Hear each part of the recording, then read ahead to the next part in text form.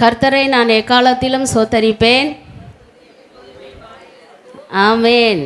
S, நம்ம எல்லாம் வசனத்தில் ரொம்பமாக தேர்ச்சி பெற்று இருக்கிறோம். கர்த்தர் நல்லவர். எஸ், எப்பொழுதும் ஒரு டாக் கொடுக்கும் பொழுது இந்த வார்த்தை சொல்லணும். கர்த்தரை எந்த நாளும் நம்ம நாவு அவரை போற்றி புகழ்ந்து ஆராதித்து துதித்து கொண்டு இருக்கணும். ஆமேன். எஸ், நேற்று எதில் முடித்தேன் என்னுடைய சாட்சி? ஞாபகம் இருக்கா? சரி. அப்போது நான் கான்வென்ட் உள்ளே வந்ததையும் நான் தான் ஜெபமால் அடுத்த நாள் சொல்ல வேண்டும் என்று சொன்னார்கள் இல்லையா? அதிலிருந்து எனக்கு ப்ராப்ளம் ஸ்டார்ட் ஆச்சு. மடத்திலே கொடுக்கப்பட்டுள்ள ஒழுங்குமுறைகளை சரியான விதத்தில் அவங்களோட கோஆப்ரேட் பண்ணி செய்யலைன்னா பிரச்சனை வரும் இல்லையா? ஈவன் குடும்பத்துலேயும் ஒரு குடும்பம்னா பெற்றோர் பேரண்ட்ஸு சொல்வதை பிள்ளைகள் கேட்டு அதன்படி நடக்கணும். அவங்கவுங்க தனித்தனி முறையில் நடந்தால் அது குடும்பம் கிடையாது இல்லையா? அங்கேயே பிரச்சனை உண்டாகும். அப்படியாக நான் திரும்பவும் சொல்லுகிறேன், பல சாட்சிகளில் நான் சொல்லியிருக்கிறேன், கத்தோலிக்க மார்க்கத்தில் இருக்கக்கூடிய ஒழுக்கம், பண்பாடு, டிசிப்ளின், அந்த ரூல்ஸ் ரெகுலேஷன் வேறு எங்கேயும் இருக்காது. அந்த ஒழுக்கம் பண்பாடு தான் இன்னும் என்னை காப்பாற்றி வருகிறது என்பதை நான் மகிழ்ச்சியோடு சொல்லுகிறேன். அப்படி அங்கே இந்த சிலை வழிபாடும் புனிதர்கள் வணக்கமும் தவிர ஆர்சி அடிச்சிக்கவே முடியாது. அவன் ஐயா நல்லா சொல்கிறார், ஏன்னா அவர் ஆர்சி பேக்ரவுண்டில் வந்தவர். நேற்று சொன்னார் என்னிடம். எஸ், இது ஒன்று மட்டும்தான். மற்றபடி கத்தோலிக்க மார்க்கத்தில் ஒரு குறை சொல்ல முடியாது. அங்கே இருக்கிற அது மாதிரி இருக்கிற ஸ்கூலு காலேஜ் மாதிரி வேறு எங்கேயுமே இருக்காது. வருத்தப்படாதீங்க. ஏன்னா அந்த ஒழுக்கம் பண்பாடு மேலும் மேலும் வளர்த்து கொண்டே வரும் அங்கே. இப்படி அங்கே 23 வருஷம் நான் கற்றுக்கொண்ட அந்த டிசிப்ளின், ஒழுக்கம், பண்பாடு இன்னும் நான் கடைபிடித்து வருகிறேன். ஆமேன். கர்த்தர் அவர்களையும் தொடுவார். இந்த சில வழிபாடு மேலே ஒரு வெறுப்பை கொடுப்பது தேவனுக்கு ஒரே ஒரு செகண்ட் போதும். இப்போ பல பேர் ரட்சிக்கப்பட்டு வருகிறார்கள். கத்தோலிக்க மார்க்கத்தில் கூட நிறைய பேர் சில வழிபாடு செய்யறதில்ல. பல பேருக்கு உண்மைகள் தெரியும், இந்த சிலையெல்லாம் வணங்கக்கூடாதுன்னு தெரியும். ஆனாலும் அந்த பவர் பொசிஷனை விட்டு வர்றதுக்கு விருப்பம் இல்லை. எனவே அது தெரியல. அது ஆனால் ஒரு ஆவியினாலும் ஜலத்தினாலும் பிறவாவிட்டால் பரலோக ராஜ்யம் பிரவேசிக்க முடியாது. யோவான் 3ஆம் அதிகாரம் 5வது வசனத்தில் மிக தெளிவாக சொல்லப்பட்டிருக்கு. அப்போது முழுக்க ஞானஸ்நானம் எடுத்தால் தான் நம்ம பெயர் ஜீவ புத்தகத்தில் எழுதப்படும். ஆமேன். சரி, இப்போ கான்வென்ட்டில் நான் சிலை வழிபாடு செய்யக்கூடாது, புனிதர்கள் வணக்கெல்லாம் செய்யக்கூடாது, ஆராதனைக்கு உரியவர் ஒரே ஒரு கடவுள் இயேசு கிறிஸ்து ஒருவரே என்பதை நான் அறிந்து கொண்டேன் அந்த தியானத்தில். அது மட்டுமல்ல, வசனத்தின் மூலம் நான் என் கண் கூட பார்த்து கற்றுக்கொண்டேன், பார்த்தேன், படித்தேன். அதனால் நானே விரும்பி வாங்கி வச்சிருந்த சிலையெல்லாம் வணங்குறதுக்கு எனக்கு விருப்பம் கிடையாது. அப்போது கான்வென்ட்டில் எனக்கு பிரச்சனை ஸ்டார்ட் ஆச்சு. ஜெபத்துக்கு சரியாக போகிறதில்ல, போயிடணும், கான்வென்ட் விட்டு போயின்னே தான் என் மனசு ஒரு பக்கம் சொல்லினே இருக்கும். நினச்சி பாருங்கள், மடத்தில் எல்லா வாய்ப்பு வசதியோடு நான் வாழ்ந்தேன். எந்த ஒரு குறையும் கிடையாது. கான்வென்ட்டில் இது இல்லைன்றதே கிடையாது, எல்லாமே இருந்துச்சு. ஆனால் மெயினாக நம்ம பரலோகம் போக முடியாதே, சில வழிபாடெலாம் பண்ணின்னு இருந்தால் அந்த இடத்துல இருக்கக்கூடாதே. ஒரு பழமொழி சொல்லுவார்கள், பனைமரத்து கீழே பால் குடித்தாலும் என்ன குடித்தேன்னு சொல்லுவாங்க. அதை நான் சொல்லக்கூடாது. எஸ், இப்படி ஸோ அது தேவையில்லை நமக்கு. அதுபோல் ஒரு இடத்துல சில வழிபாடு இருக்குது, அது புனிதர் வணக்கம் இருக்குது, விக்கிர ஆராதனை பண்ணுற இடம் தெரிஞ்சு இருக்கலாமா? உலகம் பெரியது. கர்த்தரை நம்பி ஒரு படி எடுத்து வைத்தால் அவர் பல வழி திறக்கக்கூடிய தேவன், பல அற்புத அதிசயங்களை செய்திருக்கிற தேவன். அதனால் இந்த சில வழிபாடு விக்கிர ஆராதனை செய்யக்கூடாதுன்னு தெரிஞ்சு நான் நேசித்து வாழ்ந்த வாழ்க்கை மடத்து வாழ்க்கை.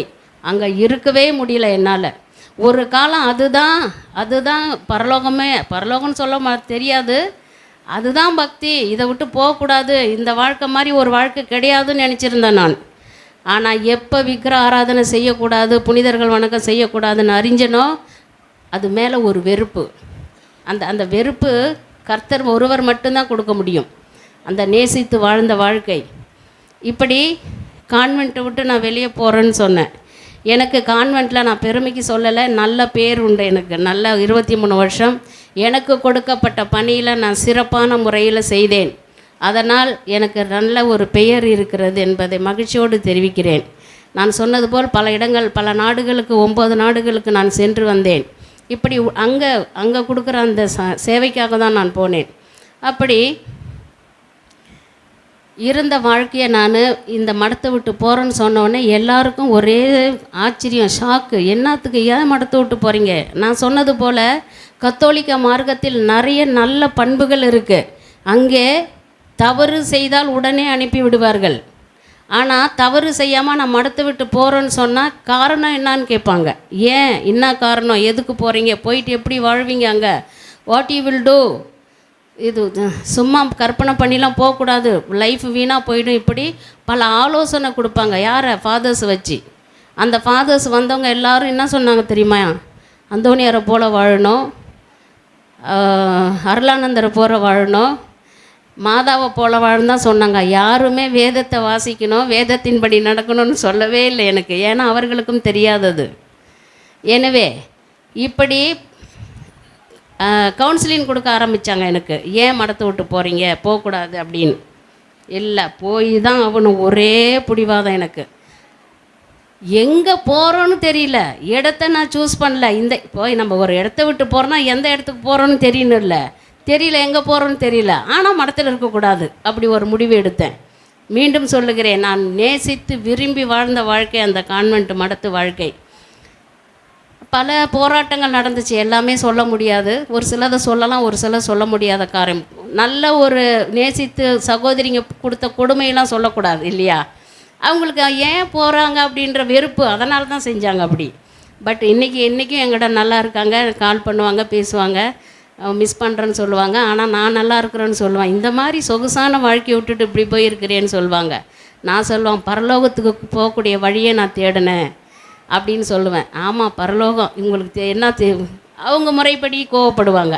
எனவே சத்தியத்தை சொல்லி ரட்சிக்கப்பட்ட சிஸ்டர்ஸும் இருக்கிறாங்க. ஆமென். 5 பேர், பெங்களூரில் 2 பேர், ஆந்திராவில் 1 பேர், தமிழ்நாட்டில் 3 பேர், 6 பேர் ரட்சிக்கப்பட்டிருக்கிறாங்க. நான் சத்தியத்தை ஃபோன் மூலயமா சொல்லியே. கர்த்தர் நாம மகிமைப்படட்டும். அப்படி இந்த கான்வென்ட் விட்டு போகிறேன்னு சொன்னதையும் பிரச்சனை ஆரம்பிச்சிச்சு எனக்கு. எவ்வளோ சொல்லி பார்த்தாங்க. அப்புறமா லாஸ்ட்டாக மதர் ஜென்ரல்னு நான் சொன்னேன்ல, மதர் ஜென்ரல், சுப்பீரியர், கவுன்சிலர், அப்படி இப்படின்னு ஒரு பொசிஷன் இருக்கும் மடத்தில். இப்போ மேல் உள்ளவங்கக்கிட்ட போயிடுச்சு, இது மாதிரி பிரியா மடத்தை விட்டு போகிறேன்னு சொல்கிறாங்கன்னு. மதர் எனக்கு கால் பண்ணாங்க, என்கிட்ட கேட்டாங்க, என்ன காரணம், ஏன் போகிறீங்கன்னு. நான் சொன்ன சில வழிபாடு புனிதர் வணக்கெல்லாம் செய்யக்கூடாதுன்னு பைபிளில் இருக்குது, அது இப்போ தான் தெரியுமா உனக்குன்னாங்க. அப்போ அவங்களுக்கு முன்னாடியே தெரிஞ்சிருக்குது. ஸோ உங்களுக்கு எங்கே வேணும் ட்ரான்ஸ்ஃபர் தரேன்னு சொன்னாங்க. ஏன்னா நான் சொன்னல 9 கண்ட்ரீஸுக்கு நான் போயிருந்தேன் அவுட் ஆஃப் இந்தியா. நான் கேட்குற இடத்துக்கு எனக்கு ட்ரான்ஸ்ஃபர் தருவீங்களான்னு கேட்டேன். கட்டாயம் தரேன்னாங்க. ஆர்சியை விட்டு ட்ரான்ஸ்ஃபர் வேணும்னு சொன்னேன் நான். எப்படி இருக்கும் அவங்களுக்கு, ஷாக். எனவே அந்த தைரியத்தையும் அந்த ஒரு ஞானத்தையும் கர்த்தர் எனக்கு கொடுத்தார். இதை ஞானம் என்று தான் நான் சொல்லுவேன். ஏன்னா அந்த இடத்த விட்டு வெளியே வர்றதுக்கு யார் பாருங்கள், நான் தான் சொன்னல, அந்த சுப்பீரியர், கவுன்சிலர்னால் ஒரு பயம் மனசுக்குள்ளே. அந்த பயத்தெல்லாம் என் தேவன் தூக்கி போட்டார். நான் இருக்கிறவனுக்கு நீ வா வெளியேன்னு கர்த்தர் அதே போயிடணும் மடத்தை விட்டு போயின்னே ஒரு எண்ணம் எனக்கு. கடைசியில் மடத்தை விட்டு வர்றதுக்கு தீர்மானிச்சிட்டேன். இன்னும் நிறையா இங்கே நடந்தது, அதெல்லாம் சொல்ல விரும்பவில்லை. எனவே பல போராட்டத்தின் மத்தியில், பல அன்பின் மித்தம் தான், அவங்க கொடுத்ததெல்லாம் அன்பின் மித்தம் தான். ஏன் போகிறீங்கன்றதால ஒரு சில மன வருத்தமான சூழ்நிலைகள் நடந்தது. எல்லாத்தையும் மீறி வர கர்த்தர் கிருபை செய்தார்.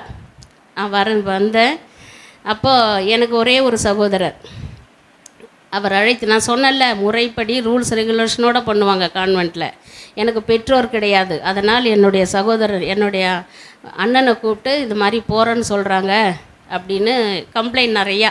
நல்லா இருந்தவங்க எவ்வளோ பேரை சிஸ்டாக்கு வர வச்சாங்க, இப்படி நல்லா ஸ்கூல்லலாம் நல்லா நடத்துவாங்க, முதியோர் எல்லாம் கொடுத்தாலும் நல்லா இருப்பாங்க, நிறையா புகழ்ந்தாங்க. அப்போ எங்கள் அண்ணன் ஒரே ஒரு வார்த்தை கேட்டார், இப்போ எதுக்காக மடத்தை விட்டு போகிறாங்களான்னு. அப்போ ஜெபமாலை, இந்த ஜெபமாலைலாம் இங்கே வச்சுக்கிற ஜெபமாலைலாம் இவங்க தான் வாங்கிட்டு வந்தாங்க, இங்கே வச்சுக்கிற சிலையெல்லாம் இவங்க தான் கேட்டாங்க, வெளிநாட்டிலேருந்து இவ்வளோ கம்ப்ளைண்ட் பண்ணாங்க. கடைசியில் எங்கள் அண்ணன் சொன்னார், அவர் ஒரு ஜெபமாலை போட்டுன்னு வந்தார், அந்த ஜெபமாலையை கொடுத்தது நான் தான். அவர் வேகமாக எடுத்து காட்டுறாரு, எரியிற நெருப்பில் எண்ணெய் ஊற்றுற மாதிரி. இந்த ஜெபமாலை யாரும்மா கொடுத்ததுன்னார். நான் தான் கொடுத்தேன். இப்போ சொல்கிறேன், தூக்கி போடுங்க. என்ன தூக்கி போடுவாங்களா? அப்புறம் ஒரே ஒரு வார்த்தை சொன்னார், சிஸ்டர் அவங்க விருப்பப்படி விட்டுருங்கன்னார். அப்போது எங்கள் அண்ணனும் நானும் கேட்டை தாண்டி வரும்பொழுது அவர் சொன்னார், நீ மடத்தை விட்டு வந்துட்டுன்னு வெளியே சொல்லாதுன்னு சொன்னார் என்கிட்ட. அப்படி சொல்கிற பிரதர் கூட போக முடியுமா? அப்போ அவர் வெக்கப்படுறார், வேதனைப்படுறார். அவர் அண்ணனாக படுவார் இல்லையா? ஆனால் தேவன், நான் சொன்னேன் இல்லையா, நம் தேவன் பேசக்கூடிய தேவன், கேட்கக்கூடிய தேவன். எப்படிப்பட்ட விக்கிர ஆராதனை செய்து கொண்டிருந்த என்னை தொட்ட தேவன் விடுவாரா? அவரை நம்பி வர என்னை ஒரு நாளும் விட மாட்டார். வசனத்தின் மூலம் பேசினார் தேவன் என்னோடு. சங்கீதம் 27:10 படிங்க.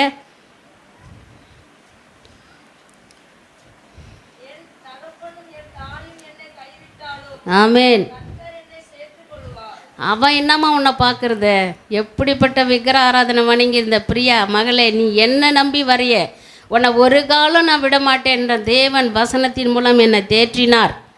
என்னுடைய லக்கேஜ் எங்கள் அண்ணங்கிட்ட கொடுத்துட்டு நான் இன்னும் 2 நாள் கழித்து வரேன்னு சொல்லிவிட்டு எங்கே போகிறேன்னு தெரியாத வந்தாச்சு. அவர் கூட போய் ஒரு வாரம் வீட்டில் இருக்கலான்னு போனால் அவர் இது மாதிரி சொன்னது, அவர் கூட போக எனக்கு விருப்பம் இல்லை. எனவே கர்த்தர் நல்லவர்.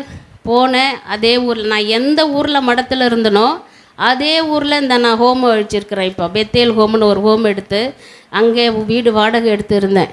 இருக்க முடியுமா? அதாவது அந்த சகோதரி, அங்கே ஆயம்மா வேலை செஞ்ச சகோதரிக்கிட்ட கேட்டேன், இது மாதிரி எனக்கு ஒரு ரூம் பார்த்து கொடுக்க முடியுமான்னு கேட்டேன். அவங்க சொன்னாங்க, சிஸ்டர் இங்கே ரூம்லாம் கிடைக்காது, வீடு வேணால் வாடகை எடுத்துக்குங்கன்னாங்க.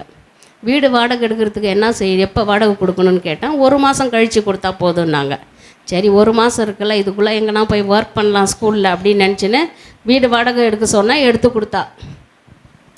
அந்த வீடு வாடகை எனக்கு இப்போ கூட நினச்சி பார்க்க முடியல. அதை நினச்சி பார்க்குறேன். அந்த வீடு வாடகை எடுத்து அவள் சாவி கொடுத்துட்டு போயிட்டான் ஆயம்மா.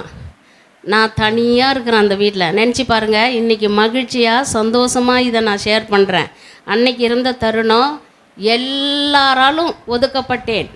ஏன் மடத்தை விட்டு வந்த, எதுக்கு வந்தீங்க? இந்த பெந்தகோசு ஜனங்க கூட சேர்ந்துன்னு பைபிள் எடுத்துன்னு தெரு தெருவா சுத்த போகிறீங்களா? என்ன தப்பு? பைபிள் எடுத்துன்னு தெரு தெருவா போகிறதுல என்ன தப்பு? சுவிசேஷம் சொல்கிறது அதான் கர்த்தர், நீங்கள் புறப்பட்டு போய் சகல ஜாதிகளையும் சீஷராக்குங்கள் சொன்னார். உள்ளே உக்காந்துக்குன்னு சொகுசாக உக்காந்துக்குன்னு கால் மேலே கால் போட்டு உட்காந்துருன்னு சொல்லவே இல்லை. அவர் போய் சொல்லு சுவிசேஷத்தை, என்னை பற்றி போய் சொல்லுன்னு தான் சொல்லியிருக்கிறார். எனவே பார்க்குறவங்களுக்கு ஒரே கிண்டல் கேலி. என்ன ஏன் வந்த மடத்தை விட்டு ஏன் வந்தேன்னு ஒரே பேச்சு. ஒரு கால் ஃபோன் வந்தாவே பயமாக இருக்கும். எதுக்கு வந்தீங்க மடத்தை விட்டுன்னு.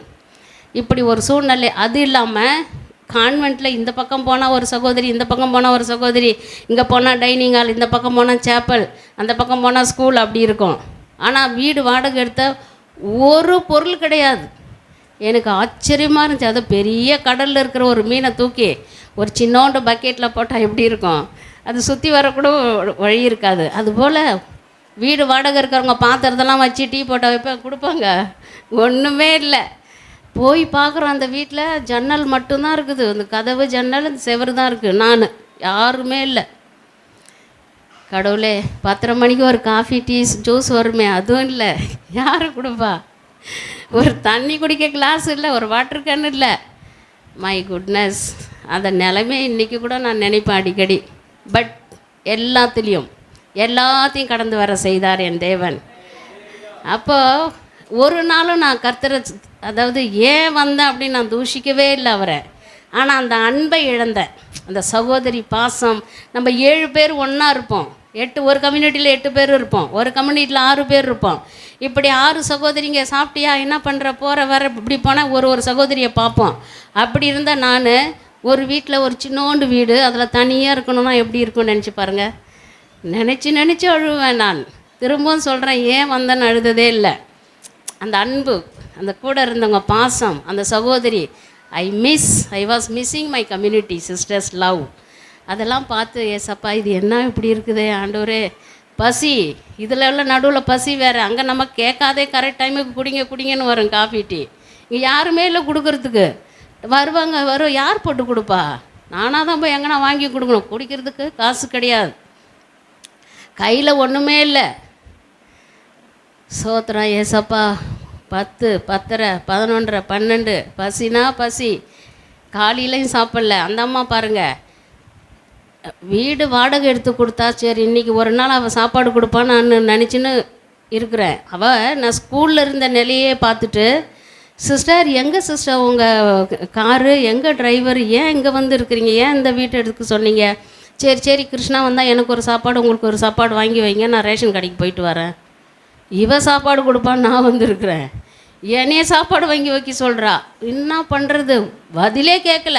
என்ன சரி வாங்கி வைக்கிறேன் இல்லைன்னு என் வார்த்தையே கேட்கல. ஏன்னா கத்தோலிக்க மார்க்கத்தில் இருக்க அதே பொசிஷனில் இருக்கிறேன்னு நினச்சிக்கினா எல்லாம் அந்த கேள்வி அவளே பதிலும் அதில் அவளே.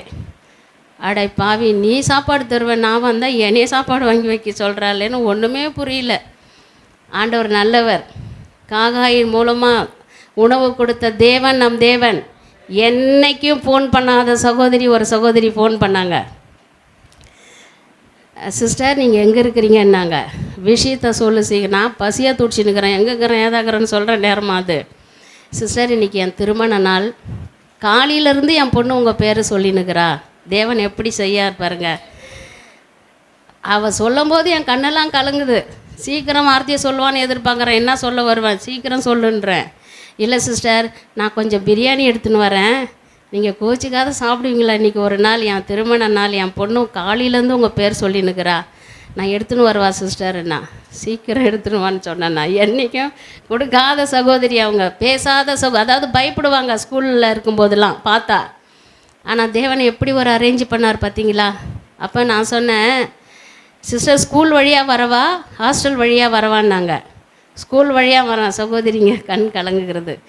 ஸ்கூல் வழியாகவும் வரவானா ஹாஸ்டல்? நான் இன்றைக்கி சிரிச்சுன்னு சொல்கிறேன், அன்றைக்கி நான் இருந்த நிலைமையை நினச்சி பாருங்கள். ஸ்கூல் வழியாக வரவானா ஹாஸ்டல் வழியாக வரவானா, இருக்கிற இடத்த சொன்னேன் இந்த இடத்துக்கு வான்னு. ஏன் அங்கே போனீங்கன்னா அது அப்புறம் நேரில் பேசிக்கலாம், நீ சீக்கிரம் வா. வந்தா அதான் கொடுப்பதை பெஸ்ட்டாக கொடுக்கக்கூடிய தேவன் நம் தேவன். மகிழ்ச்சியோடும் கண்ணீரோடும் அந்த உணவை நான் உண்டேன். என் தேவனுக்கு கோடி கோடி நன்றி சொன்னேன். அப்போவே தெரியும் அவர் ஒரு நாளும் என்னை கைவிட மாட்டார் என்று. இன்றைக்கி மகிழ்ச்சியோடு சந்தோஷத்தோடு உங்ககிட்ட சொல்லுகிறேன். அன்றைக்கி நான் எல்லாரும் தூக்கி போட்டாங்க என்ன, உன்னை வேஸ்ட், இனிமே நீ ஏன் பெந்தகோஸுக்கு போனேன், பெந்தகோஸு ஜனங்களோட சேர்ந்தினா உனக்கு சாப்பாடு கிடைக்காது, உனக்கு உணவு கிடைக்காது, நீ நடந்து தான் போகணும். நடக்கிறதுல என்ன தப்பு? என் தேவனை நான் அறிந்தேன், அதில் நான் மகிழ்ச்சி அடைகிறேன். அப்போது அந்த நாள் போனது. 2வது நாள் ஹவுஸ் ஓனர் வராங்க. இதெல்லாம் நடக்கும்னு நான் நினச்சே பார்த்ததில்லை. ஹவுஸ் ஓனர் வந்து, சிஸ்டர் ரொம்ப மகிழ்ச்சி, நீங்கள் ஏன் சிஸ்டர் அம்மா பேர் இடத்த விட்டு இந்த சின்ன இடத்துக்கு வந்தேன்னு கேட்டாங்க. அவங்களுக்கெல்லாம் தெரியுமா ரட்சிப்புனா என்னானே தெரியாது. நான் சொன்னேன், ஒரு காரணத்தோடு வந்தம்மான்னு. ஏன்னா அவங்க பேரன் பேத்திலாம் நம்ம ஸ்கூலில் படித்தவங்க, லைனில் நின்று நம்மக்கிட்ட ஃபீஸ் கட்டினவங்க அவங்களாம். அப்போ கேட்டாங்க, சிஸ்டர் நீங்கள் சாயந்தரமாக வாடகை கொடுத்துருங்க, அட்வான்ஸ் கொடுத்துருங்கன்னாங்க. அந்த பைத்தியக்காரி அட்வான்ஸை பற்றியே என்கிட்ட சொல்லலை. 1 மாதம் கழித்து வாடகை கொடுக்கணுன்னா, ஆனால் அட்வான்ஸுன்னு ஒன்று இருக்குதுன்னு கூட எனக்கு தெரியாது. வீடு வாடகை எடுத்தா வாழ்ந்துருக்குறோம். வீடு வாடகை எடுத்து வாடகை வீடுன்னு கேள்விப்பட்டிருக்கிறோம். நம்மலாம் தமிழ்நாட்டில் தான் பிறந்து வளர்ந்தோம். ஆனால் அந்த வீட்டுக்கு அட்வான்ஸுன்னு ஒன்று இருக்குதுன்னு தெரியவே தெரியாது எனக்கு. அட்வான்ஸான்னு கேட்டேன். ஆமாம் சிஸ்டர், ஏன் நான் கொடுக்கணும் அட்வான்ஸுன்னு கேட்டேன். நீங்கள் தானே வீடு வாடகை இருக்கிறீங்க, நீங்கள் தான் கொடுக்கணுன்னாங்க. எனக்கு தெரியாத இது அப்படின்னேன். இப்போ தெரிஞ்சுங்க சிஸ்டர், வீடு வாடகை இருந்தால் ஃபஸ்ட்டு ஸ்டார்டிங்கில் அட்வான்ஸ் கொடுக்கணுன்னாங்க. எவ்வளோன்னு கேட்டேன். 15,000. என் கையில் இருக்கிறது 21 ரூபா, ஜஸ்ட் 21 rupees. நான் எப்படி கொடுப்பேன் 15,000? ஆனால் என் கூட இருக்கிறவர் யார்? பெரியவர், தேவாதி தேவன் என் கூட இருந்தார். என்னை ஒரு நாளும் யாரும் முன்னாடி வெட்கப்பட வச்சதே கிடையாது என் தேவன், இன்று முதல் கொண்டு. அப்போ தெரியல, அந்த அம்மா அந்த 15,000 சொன்ன உடனே அந்த அம்மா பாருங்கள் டெஸ்ட்டு பண்ணுற மாதிரி, சிஸ்டர் 15,000 அட்வான்ஸ் எடுத்து வச்சுருங்க, கூட ஒரு 5,000 கொடுங்க சிஸ்டர், 1 வாரம் கழித்து தரேன், நான் மார்க்கெட் போயிட்டு வரேன்னு சொல்லின்னு அவங்களும் போயினே இருக்கிறாங்க. கொடுக்கல, நான் பதிலே சொல்லலை. எப்படி இருக்குன்னு நினச்சி பாருங்கள். 5,000 விட்டுருங்க, இந்த 15,000 நான் எப்படி கொடுப்பேன், யாருக்கிட்ட போவேன்? அப்போ தான் நீங்களாம் நம்புறீங்களோ இல்லையோ, கத்தோலிக்க மார்க்கத்தில் இருக்கிறப்போ அந்த பணத்தெல்லாம் பேப்பராக நினச்சேன் நான். அன்னைக்கு தான் என் பேக்கை திறந்தே நான் பார்த்தேன். இது பார்த்தா 21 ரூபா இருக்குது என் கையில். ஜஸ்ட்டு சாதா ஒரு 21 ரூபாய் என் கையில் இருக்குது. ஊருக்கு போடுறேன், கொஞ்சம் பணம் வேணும்னு எடுத்துன்னு வர்றதெல்லாம் அந்த ஞானமே இல்லை, அந்த புத்தியே இல்லை. தெரியல என்ன பண்ணுறதுன்னு. நான் சாயந்தரமாக வந்து கொடுங்க சிஸ்டர்னாங்க. 4 மணிக்கு நான் வரேன், அட்வான்ஸ் 15,000 கொடுத்துருங்கன்னாங்க. நினச்சி பாருங்கள் என் சூழ்நிலை எப்படி இருந்திருக்கும். ஏசப்பா நான் என்ன செய்வேன் தேவனே, எத்தனையோ அற்புதம் அதிசயம் பண்ணீங்க, ஒரு அதிசயம் பண்ணுங்க ஏசப்பா. இந்த இடத்துல ஒரு 15,000 இப்போ வச்சுருங்க, நான் யாருக்கிட்டையும் சொல்ல மாட்டேன், எடுத்து கட்டிடுறேன். எனக்கு அது நிறைய அற்புதங்கள் செய்து யார்ட்டையும் சொல்லாதன்னுவார் இல்லையா. அப்படிலாம் ஜெபித்தேன் நான் ஒரு டைமில். ஆனால் தேவன் ஒரு நாளும் கைவிட மாட்டார். திரும்பவும் சொல்கிறேன், வசனத்தின் மூலம் தேவன் பேசக்கூடிய தேவன். ஏசாயா 41வது அதிகாரம் 10வது வசனம் படிங்க. எஸ், சத்தமாக படிங்க. எஸ், ஆமேன். எஸ், எஸ், ஆமேன். ஆமேன். பயப்படாதன்னு சொல்லிட்டார். சொன்னவர் யார்? ஒரு காலம் அவர் பின் வாக்குமாறா தேவன். எப்படி ஆனாலும் புனித தோமையாரை வணங்கி வணங்கி பழக்கம் கொஞ்சம் டவுட்டு. எப்படி 4 மணிக்குள்ளே எப்படி தருவார்? 4 மணிக்குள்ளே எப்படி 15,000 வரும்? ஏசப்பா எனக்கு புரியலையே, என் தேவனே நான் என்ன செய்வேன்? எப்படின்னா நான் இப்போ அந்த அம்மா வந்து கேட்குறப்ப நான் 15,000 கட்டிடணும், ஒரு அற்புதம் செய்யுங்க ஏசப்பா, ஒரு அதிசயம் பண்ணுங்கன்னு முட்டி போட்டு நான் ஜெபித்தேன். ஒரு அன்பு சகோதரி, நான் அவங்களும் ஒரே நாள் மடத்தில் சிஸ்டராவை சேர்ந்தோம். 2004 நான் அவங்களும் சிஸ்டர் ஆகிறதுக்காக சேர்ந்தோம். 3 வருஷம் அவங்க படிச்சுட்டு வெளியே போயிட்டாங்க. சிஸ்டருக்கு படிச்சுட்டு வெளியே போயிட்டாங்க. நான் சிஸ்டர் ஆகிட்டேன். அவங்க எனக்கு கால் பண்ணி, இந்த 2 நாளில் கால் பண்ணி அவ்வளோ பேச்சு. என்ன எதுக்கு வந்த நீ?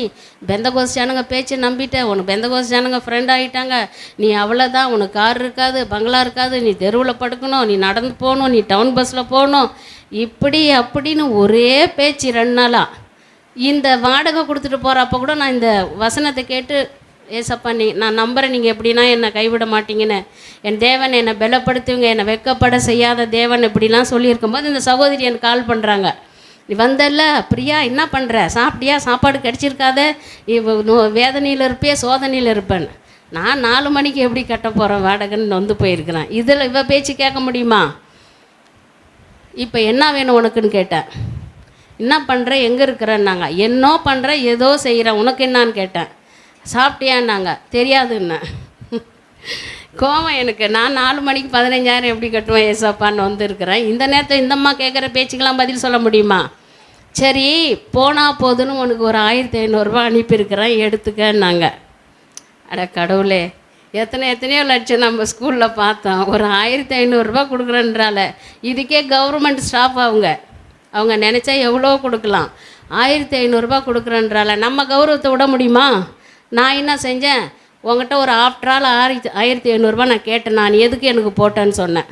ஆமாம், இதுக்கெல்லாம் ஒன்றும் என்ன வரட்டு கௌரவத்துக்கு ஒன்றும் குறைச்சல் இல்லை, உனக்கு இது கூட இருக்காதுன்னு எனக்கு தெரியும், அதனால் உனக்கு ஒரு 1,500 போனால் போதுன்னு போட்டான்னாங்க. ஒரு உரிமையோட தான். அவங்க ஒரு சகோதரி மாதிரி, ஒரு ஃப்ரெண்டு மாதிரி எனக்கு. சரி பேசிட்டோம். அவங்களாம் நான் அந்த கத்தோலிக்க மார்க்கத்துலேருந்து வெளியே வந்துட்டேன்னு என் மேலே கோவம். நான் சொன்னேன், உங்கள்கிட்ட நான் 1,500 கேட்கவே இல்லை, இது உனக்கு தேவையில்லாத விஷயம். ஆனால் உள்ளுக்குள்ளே ஒரு சந்தோஷம், 21 ரூபா இருக்கிறதுக்கு அந்த 1,500 பெட்டராச்சு, மனசுக்குள்ளே ஒரு மகிழ்ச்சி. ஆனால் கௌரவத்தை விட முடியுமா? நம்ம எத்தனையோ லட்சம் பார்த்துருக்குறோம் அந்த கான்வெண்ட்டில் ஸ்கூல் ஃபீஸில்.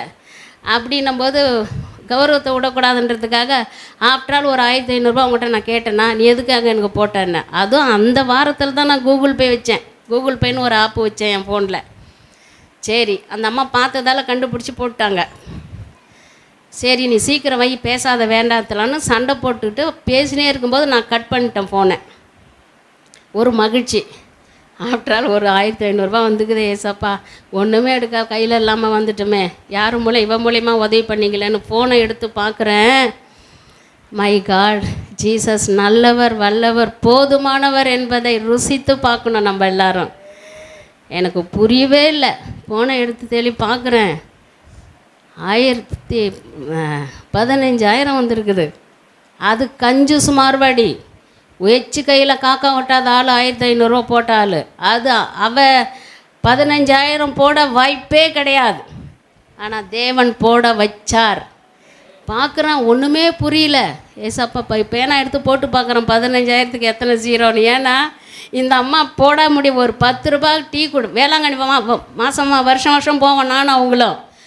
ஒரு டீ குடிக்கலான்னா, டீ குடிக்கலாமா, கடைக்கு போய் தானே டீ குடிக்கலான்னு கேட்கலாம். போகலாமா அங்கே போயிட்டு குடிக்கலாமா. ஏன்னா அப்படி ஒரு கஞ்சூஸு.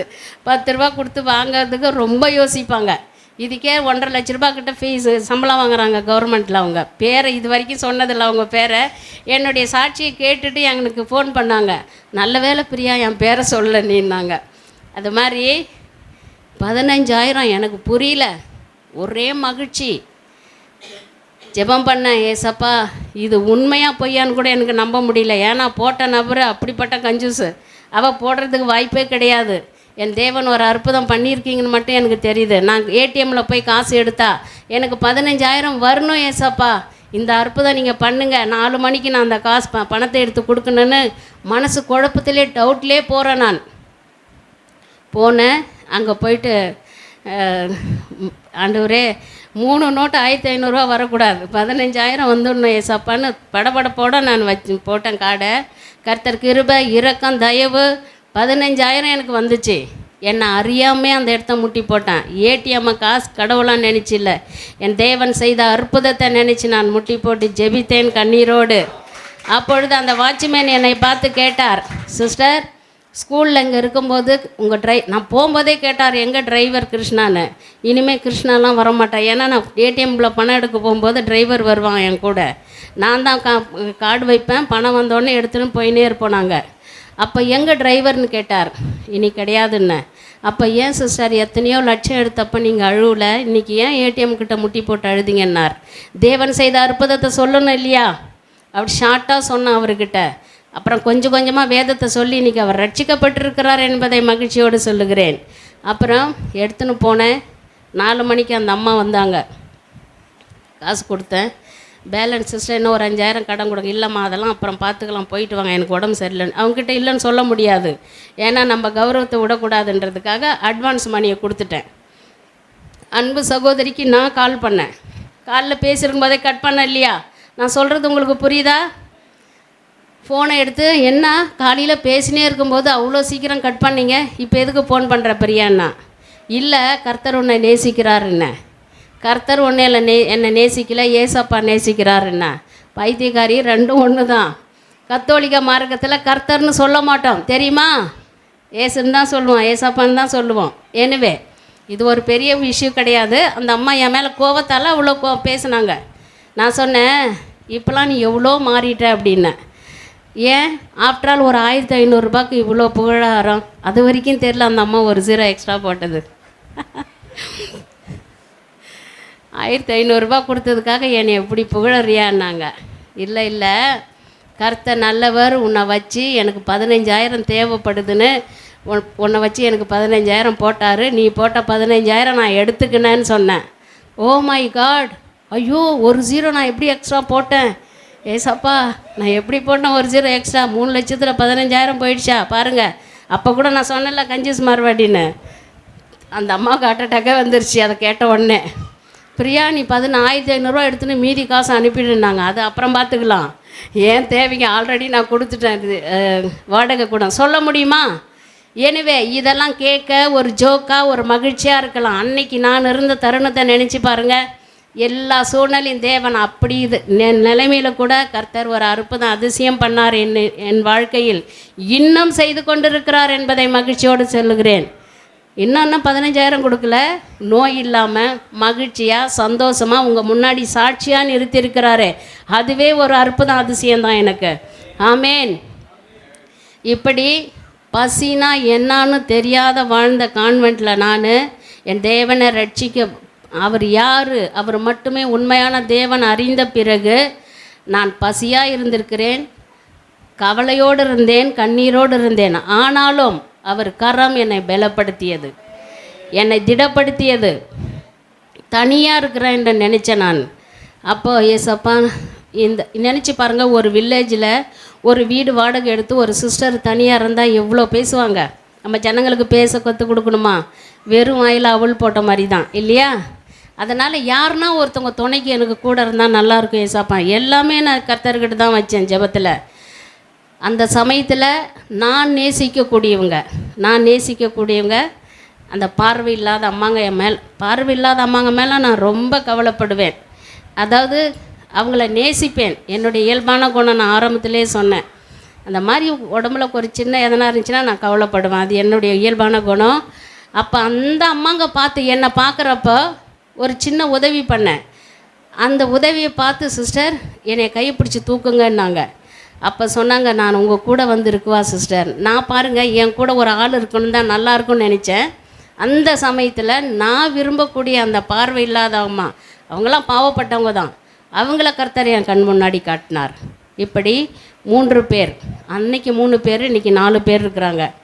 அந்த 4 பேரை வச்சு நான் வாடகை எடுத்தேன் அந்த வீட்டில் அந்த பார்வையில் அந்த அம்மாவை வச்சு அதுதான் என்னுடைய முதல் ஊழியமாக நான் செய்கிறேன். இப்பயும் அந்த ஆர்சியில் செஞ்ச அந்த குணமாக என்னான்னு தெரியல எனக்கு. அப்படி எதனா ஒன்று யாருன்னா ஒருத்தவங்களை கூட வச்சுருக்கணும்னு நான் நினச்சப்போ கர்த்தர் இந்த ஊழியத்தை பண்ணுன்னு எனக்கு கொடுத்தார். ஏழை எளியவருக்கு செய்ததெல்லாம் எனக்கே செய்தேன்னு சொன்னார். அதனால் நான் சொல்லுகிறேன் மீண்டும், கத்தோலிக்க மார்க்கத்தில் வாய்ப்பு வசதியோட நல்ல ஒரு டிக்னிஃபைட் லைஃபோடு இருந்த நான் இப்பொழுது அந்த அம்மாங்களுக்கு செய்கிற அந்த பணியில் அந்த வேலையில் நான் மகிழ்ச்சி அடைகிறேன் என்பதை உங்கள் முன்னாடி சாட்சியாக சொல்லுகிறேன். ஆமேன். நான் இப்படி ஊழியத்துக்கெலாம் வர்றப்போ அவங்கள பார்க்குறதுக்கு ஒரு ஆள் விட்டுட்டு வருவேன். நான் போயிட்டுனா அந்த பாப்பாவை நிறுத்திடுவேன். அந்த மாதிரி 2.5 வருஷம் எப்படி போச்சுன்னு தெரில. 2 இல்லை 3 வருஷம் ஆகப்போகுது. மே மாதம் வந்தால் இப்படி போயிடுச்சு என்னுடைய நாட்கள். கர்த்தர் வழி நடத்தி கொண்டு வருகிறார். ஆரம்பத்தில் நான் சாட்சி மட்டும் தான் சொல்லி கொண்டிருந்தேன். இப்பொழுது செய்தி கொடுக்கவும் தேவன் என்னை பயன்படுத்தி வருகிறார் என்பதை அவர் நாமம் மகிமைப்பட சொல்லுகிறேன். இப்படி பல பல அற்புத அதிசயம் என்னுடைய வாழ்க்கையில் எப்படி நடக்கும், ஏசப்பா இதை நான் எப்படி செய்வேன்னு நினைக்கிறப்போ அப்படி ஜஸ்ட் ஸ்லோவாக கொண்டாந்து கொடுத்துருவார். அதெல்லாம் நம்ம அனுபவித்து நன்றி சொல்லணும் ஆண்டவருக்கு. அதனால் உங்களுக்கும் சொல்லுகிறேன், தேவனை நம்பி நீங்களும் நானும் அவர் நம்ம விருப்பத்துக்காக அங்கே இல்லை. எத்தனையோ பேர் வெளியில் போகிறாங்க வராங்க, அவங்களாம் அந்த பரிசுத்த தலத்தில் இல்லை. நம்மலாம் பிரித்தெடுக்கப்பட்டவர்கள். லேவியராகமம் 20வது அதிகாரம் 26வது வசனம் படிங்க.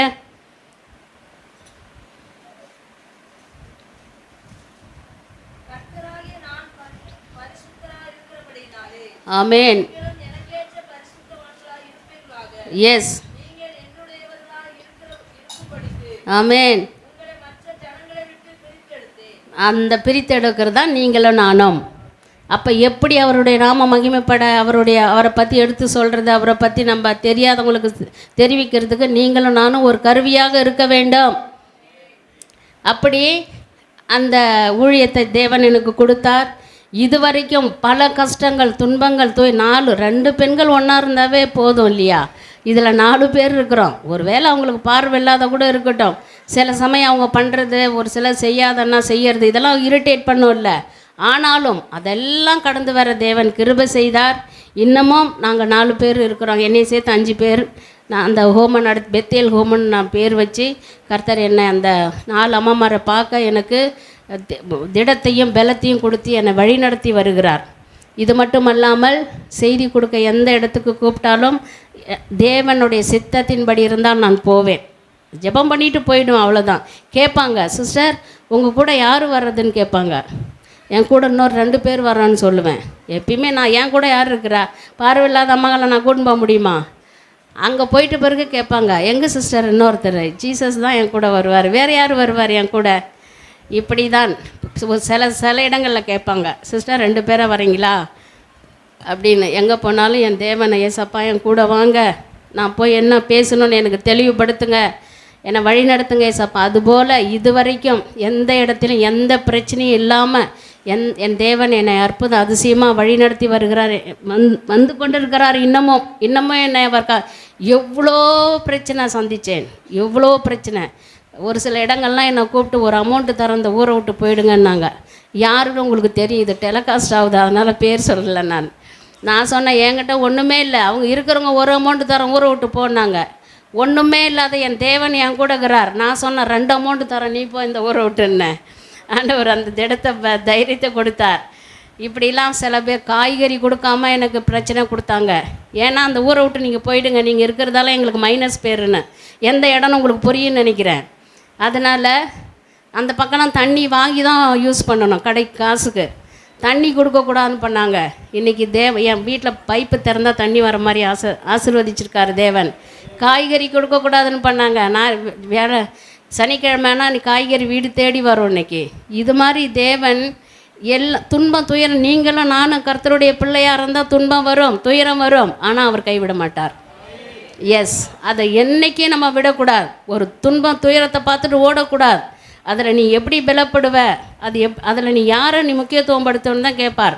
நேற்று நம்ம செய்தி பார்த்த மாதிரி ஏசப்பா என் தேவன் இருக்கிறார் என் கூட, ஏசு போதும் எனக்கு இந்த பிரச்சனையை சரிப்படுத்தன்னு சொல்லணும். நம்ம கட்டாயம் அவர் சரிப்படுத்தி கொடுப்பார். அந்த பிரச்சனையிலேருந்து நம்மளை மீண்டு வர செய்வார். என் வாழ்க்கையில் நடந்து கொண்டு இருக்கிறது இது. இன்னும் பல சாட்சி இருக்குது, டைம் இல்லை, பத்தாது. நம்ம இந்த செய்திக்கு போகணும். இப்படி ஆண்டவர் என்னை வழி நடத்தி திடப்படுத்தி பல இடங்கள் எத்தனையோ பேர் சொன்னாங்க, நீங்கள் பெந்தகோஸ்லாம் போய் செய்தி கொடுக்கக்கூடாது, என் தேவன் நாமம் மகிமைப்பட எல்லா இடத்துக்கும் நான் போவேன்னு சொன்னேன். அந்தமான் போன மாதம் அந்தமான் போனேன், நான் பாம்பே போன மாதம். இப்படி பெருமைப்படுத்துக்கல, தேவன் நாம மகிமைப்பட தேவன் எங்கெங்கே என்னை போன்னு சொல்கிறார்.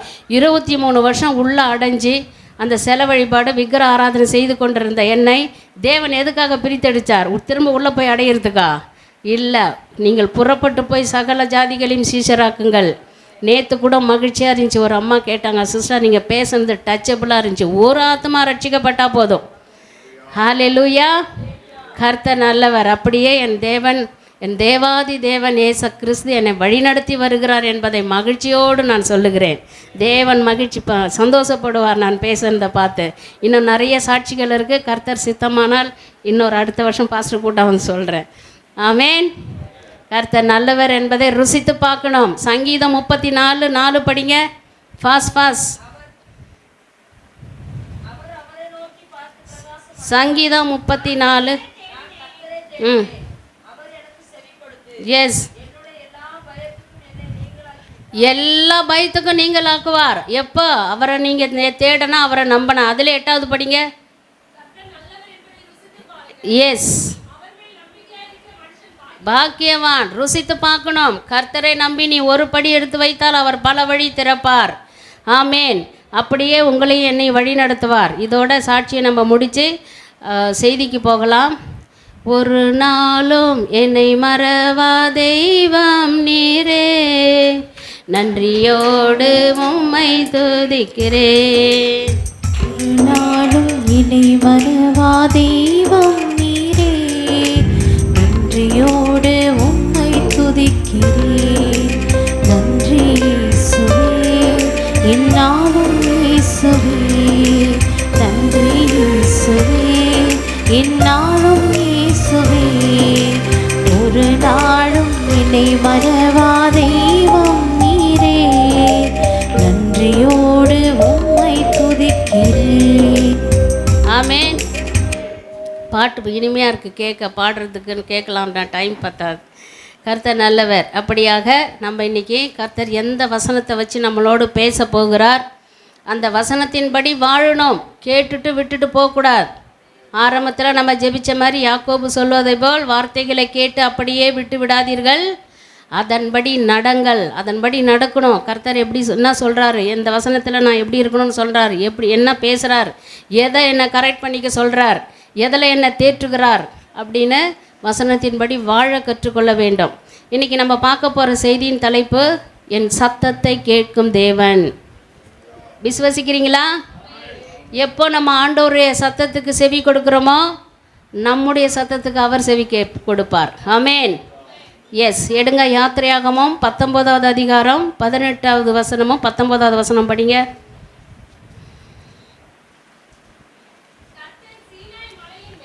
எஸ், ஆமேன்.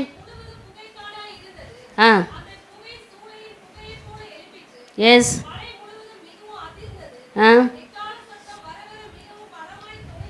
எஸ், ஆமேன். மோசே பேசினார், தேவன் அவருக்கு மறுமொழி கொடுத்தார். இன்றைக்கி நீங்களும் நானும் பேச போகிறோம். கர்த்தரோடு பேச போகிறோம். கர்த்தர் நமக்கு மறுமொழி கொடுப்பார். கொடுப்பாரா? ஆமேன். கொடுப்பார், கொடுக்க போகிறார். இப்பொழுது நாம் பேச போகிறோம். அப்போது நம்ம 2 நாளாக நேற்றுலாம் பார்த்த 2 சாட்சியிலையும் படித்தோம். சங்கீதம் 115 8லேருந்து 3 படிக்க வேணாம், சும்மா ஜஸ்ட் குறித்து வச்சுக்கோங்க. சங்கீதம் 115 1லேருந்து 8. அதில் என்ன சொல்லுதுன்னா, அதாவது தேவன் பரலோகத்தில் இருக்கிற தேவன் சித்தமானதை எல்லாம் செய்ய வல்லவராக இருக்கிறார்.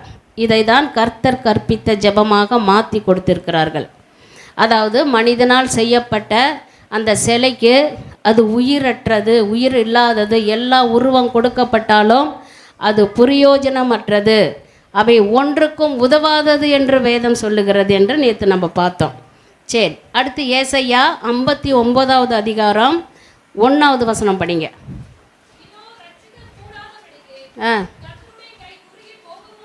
எஸ், ஆமென். யா,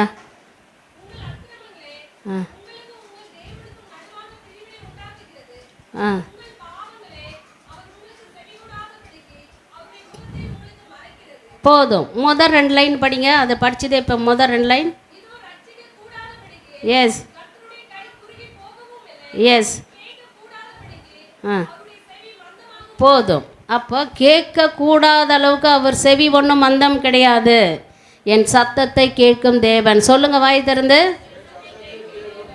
ஆமேன். அப்போ நம்ம ஆராதிக்கும் சர்வ வல்லமை உள்ள தேவன், அவர் கேட்கிற தேவன், பார்க்கிற தேவன், நமக்கு மறு உத்தரவு கொடுக்கிற தேவன் என்பதை நாம் பார்த்தோம். ஜஸ்ட் நினச்சி பாருங்கள், மார்க்கெட் போய் பாருங்கள், மார்க்கெட்டில் எவ்வளோ சத்தம் இருக்கும். அந்த சத்தத்தில் மார்க்கெட் நடுவில் நின்று 2 பேர் பேச முடியுமா? கேட்காது இல்லையா? ஒன்று காது கிட்ட வந்து பேசினா அது கூட கேட்காது, அவ்வளோ சத்தம். எத்தனை பேர் பேசுகிறாங்க நினச்சி பாருங்கள். இன்றைக்கி உலக அளவில் எவ்வளோ கோடி மக்கள் இருக்கிறாங்க? எத்தனை கோடி மக்கள் இருக்கிறாங்க? 8.142 பில்லியன். மில்லியன் கிடையாது, பில்லியன் பீப்புள். இவ்வளோ ஜனங்க பேசுகிற, ஜெபிக்கிற, பாடுற நம்மளதெல்லாம் தேவன் கேட்குறாரா இல்லையா? அப்போ அவர் எப்படிப்பட்ட சர்வ வல்லமையுள்ள தேவன். ஆமேன். கேட்குற தேவன். நம்ம மட்டும் இன்றைக்கி சபையில் இன்றைக்கி எத்தனையோ இடத்துல உபவாச ஜெபம் இருக்கும், ஸ்பெஷல் ஜெபம் இருக்கும், நற்செய்தி கூட்டம் இருக்கும், எத்தனை இடத்துல. ஆனால் எல்லாருடைய ஜெபத்தையும் கேட்க தேவன் வல்லவராக இருக்கிறார். அப்போ எப்படிப்பட்ட சர்வ வல்லமையுள்ள தேவன் நம் தேவன். ஆமேன். ஆமாம். அப்படி அதே போல் மனிதன் பார்க்குறார், நம்ம பேசுகிறதெல்லாம் கேட்குற தேவன் நம்ம வேண்டாததை பேசுகிறதையும் கேட்பார். அப்போ நம்ம என்ன செய்யணும்? மனிதன் வீணாக பேசுகிற பேச்சே நியாய தீர்ப்பு நாளில் என்ன பண்ணோம்? எஸ், கணக்கு கேட்பார். அதனால் யாரை பற்றியும் குற்றம் பேசக்கூடாது. ரட்சிக்கப்பட்ட கர்த்தரால் பிரிக்கப்பட்ட நீங்களும் நானும் பரிசுத்த தலத்தில் நம்ம ஆராதிக்க வந்திருக்கிற நம்ம நாவு ஒரு காலம் ஒருத்தரை பற்றி குற்றம் பேசக்கூடாது. அப்படி நம்ம பேசினா தேவன் பார்த்து அதை எழுதி வைப்பார். ஞாபக புத்தகத்தில் எழுதி வச்சு நம்ம கட்டாயம் ஒரு நாள் பதில் சொல்லணும்.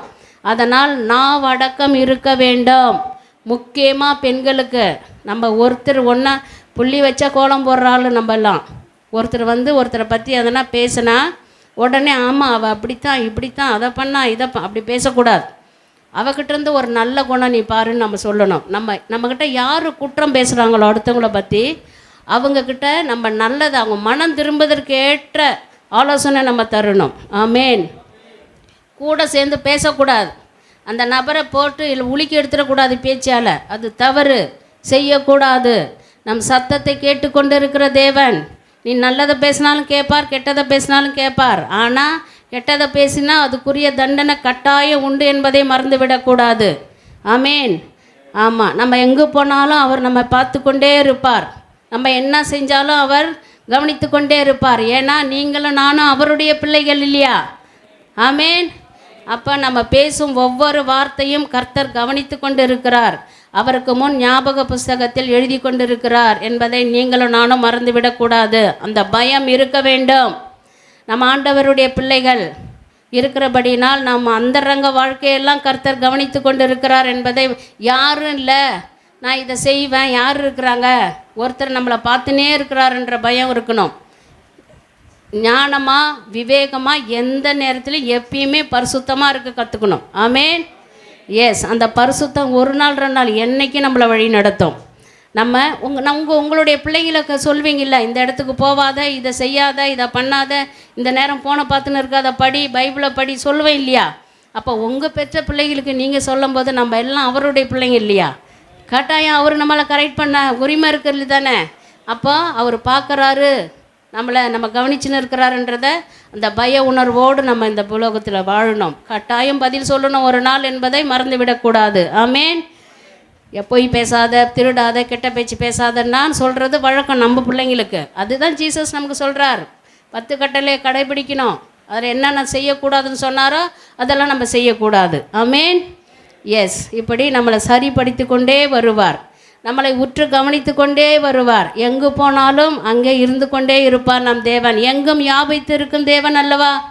எங்கேயும் வியாபித்து இருக்கிற தேவன். இந்த இடத்துல ஏசாப்பா இல்லை, நான் எது வேணாலும் பண்ணுவேன், அந்த மாதிரி இருக்கக்கூடாது. எல்லா இடத்துலையும் அவருடைய பிரசன்னம் இருக்கிறது.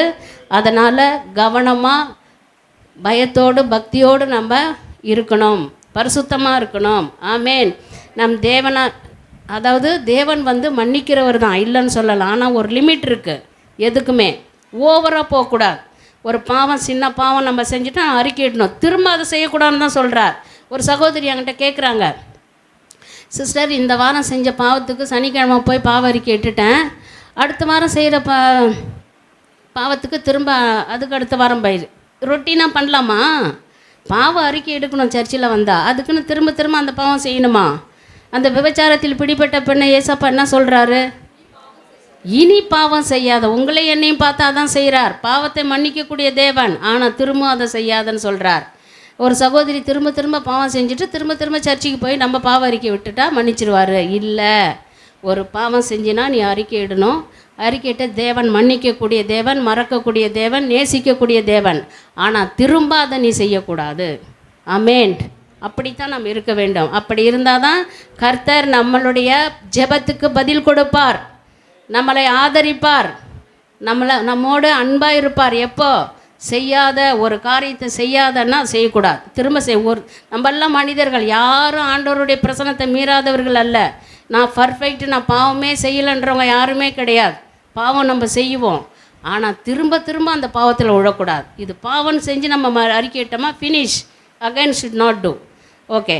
இப்படி கர்த்தர் நம்மளை பார்த்து கொண்டு நம்ம சத்தத்தை கேட்கும், என் சத்தத்தை கேட்கும் தேவன். அப்போ நீ அறிந்தோ அவருக்கு தெரியலன்னு செய்கிறத கூட பார்த்து கொண்டு இருப்பார். அதை கவனமாக ஞாபகம் வைத்து கொள்ளணும். நம்ம எல்லோரும் பக்தியோடு பரிசுத்தமாக வாழ கற்றுக்கொள்ள வேண்டும். ஆதியாகமம் 4ஆம் அதிகாரம் 10வது வசனம் படிங்க. எஸ்,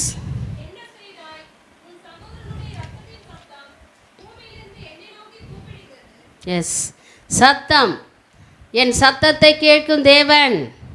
கர்த்தர் காயினை பார்த்து பேசுகிறார். எங்கே உன் சகோதரன் ஆபேல்? 2 பேரும் தானே பலி செலுத்த வந்தீங்க. நான் ஏன் அவன் பலியை அங்கீகரித்த நீ என்ன கேட்டிருக்கலாமே, இல்லை உன்னையே நீ ஆராய்ந்து அறிந்திருக்கலாமே. இப்படி அநியாயமாக கொண்டு போய் அவனை கொலை பண்ணிட்டியடா அப்படின்னு கர்த்தர் காயினிடம் பேசுகிறார். ஆபேலிடம் பேசினாரோ இல்லையோ, ஆனால் ஆபேலுக்காக காயினிடம் பேசுகிறார். கவனிக்கணும் நல்லா. அப்படி நம் தேவன் நேசிக்கிற தேவன், எல்லாரும் கண்ணீர் விடுறத, கவலைப்படுறதெல்லாம் பார்த்து கொண்டு இருக்கிற தேவன் நம் தேவன்.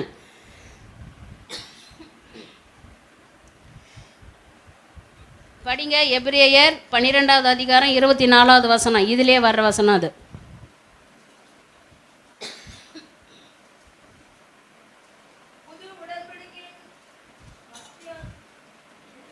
எபிரேயர் 12:24. எஸ், எஸ்,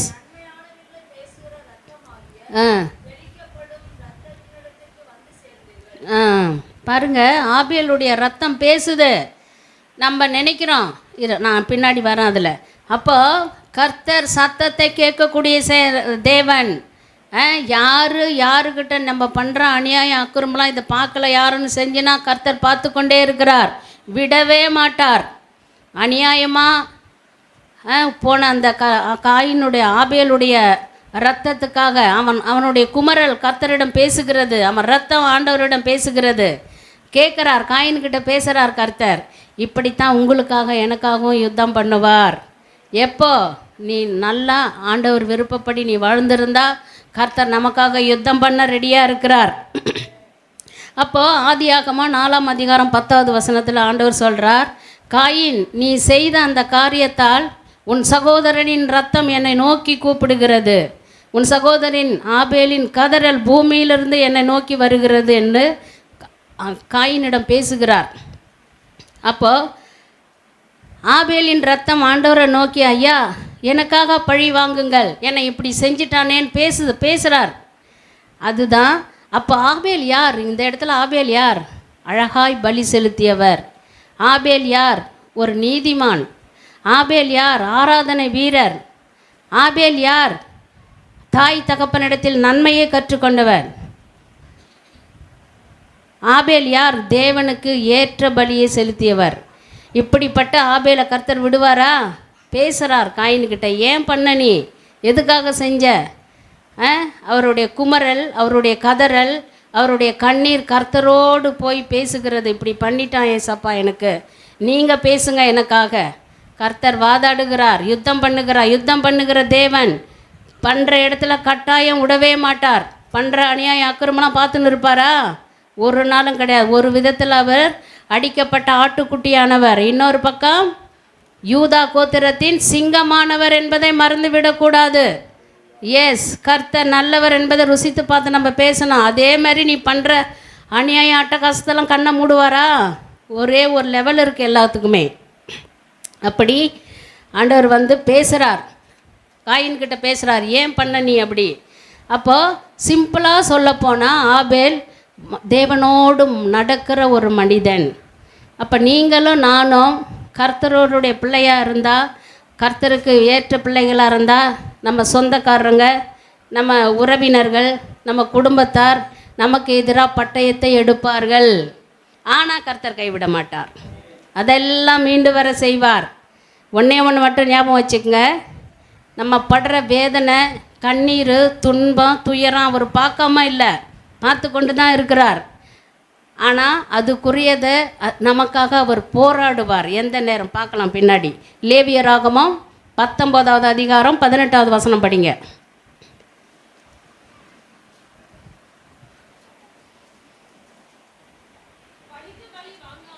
எஸ்,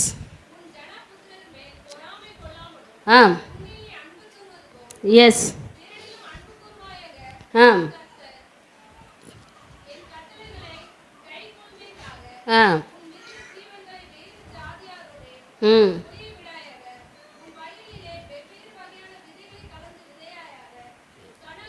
போதும். ஆண்டவர் நம்மை பார்த்து சொல்லுவது, பழி வாங்காத, பழி வாங்கிறது உனக்குரியது அல்ல, நீ ஏங்கிட்ட விட்டுடு, நான் பார்த்துக்கிறேன். நம்ம பழிக்கு பழி வாங்கவே கூடாது. கர்த்தர் லூக்கா 23ஆம் அதிகாரம் 34வது வசனம் படிங்க. இதிலே வர்றது ரிலேட்டட் வர்ற வசனம் இது, படிங்க. லூக்கா 23:34 வசனம். எஸ்,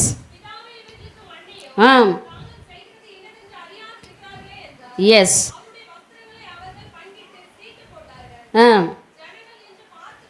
ஒரு வசனம் மட்டும் படித்தா போதும், 34.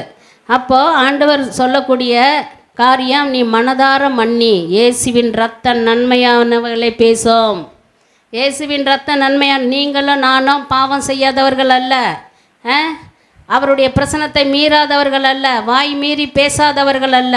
ஆனாலும் ஒவ்வொரு நாளும் தேவ பிரசனத்திலே நின்று, ஆண்டவரே என்னை மன்னியும் என்று சொல்லுகிற போது பரலோகம் கவனித்து கொண்டு இருக்கும். எத்தனை தடவை பேசுவ, எவ்வளோ தடவை இந்த அக்கிரமத்தை பண்ணுவ, திரும்ப திரும்ப திரும்ப இது பண்ணுவே அப்படின்னு பேசுவதையெல்லாம் நம்ம பேசும்போது, நம்ம அக்கிரமெல்லாம் பண்ணும்பொழுது இயேசுவின் ரத்தம் அங்கே குறுக்கே வரும். 1 யோவான் 1வது அதிகாரம் 7வது வசனத்தில் சொல்லப்பட்டிருக்கு, நம்முடைய பாவம் அவருடைய ரத்தம் கழுவி சுத்திகரித்தது என்று சொல்லப்பட்டிருக்கு. ஆமேன். எஸ், 1 யோவான் 1வது அதிகாரம். எஸ்,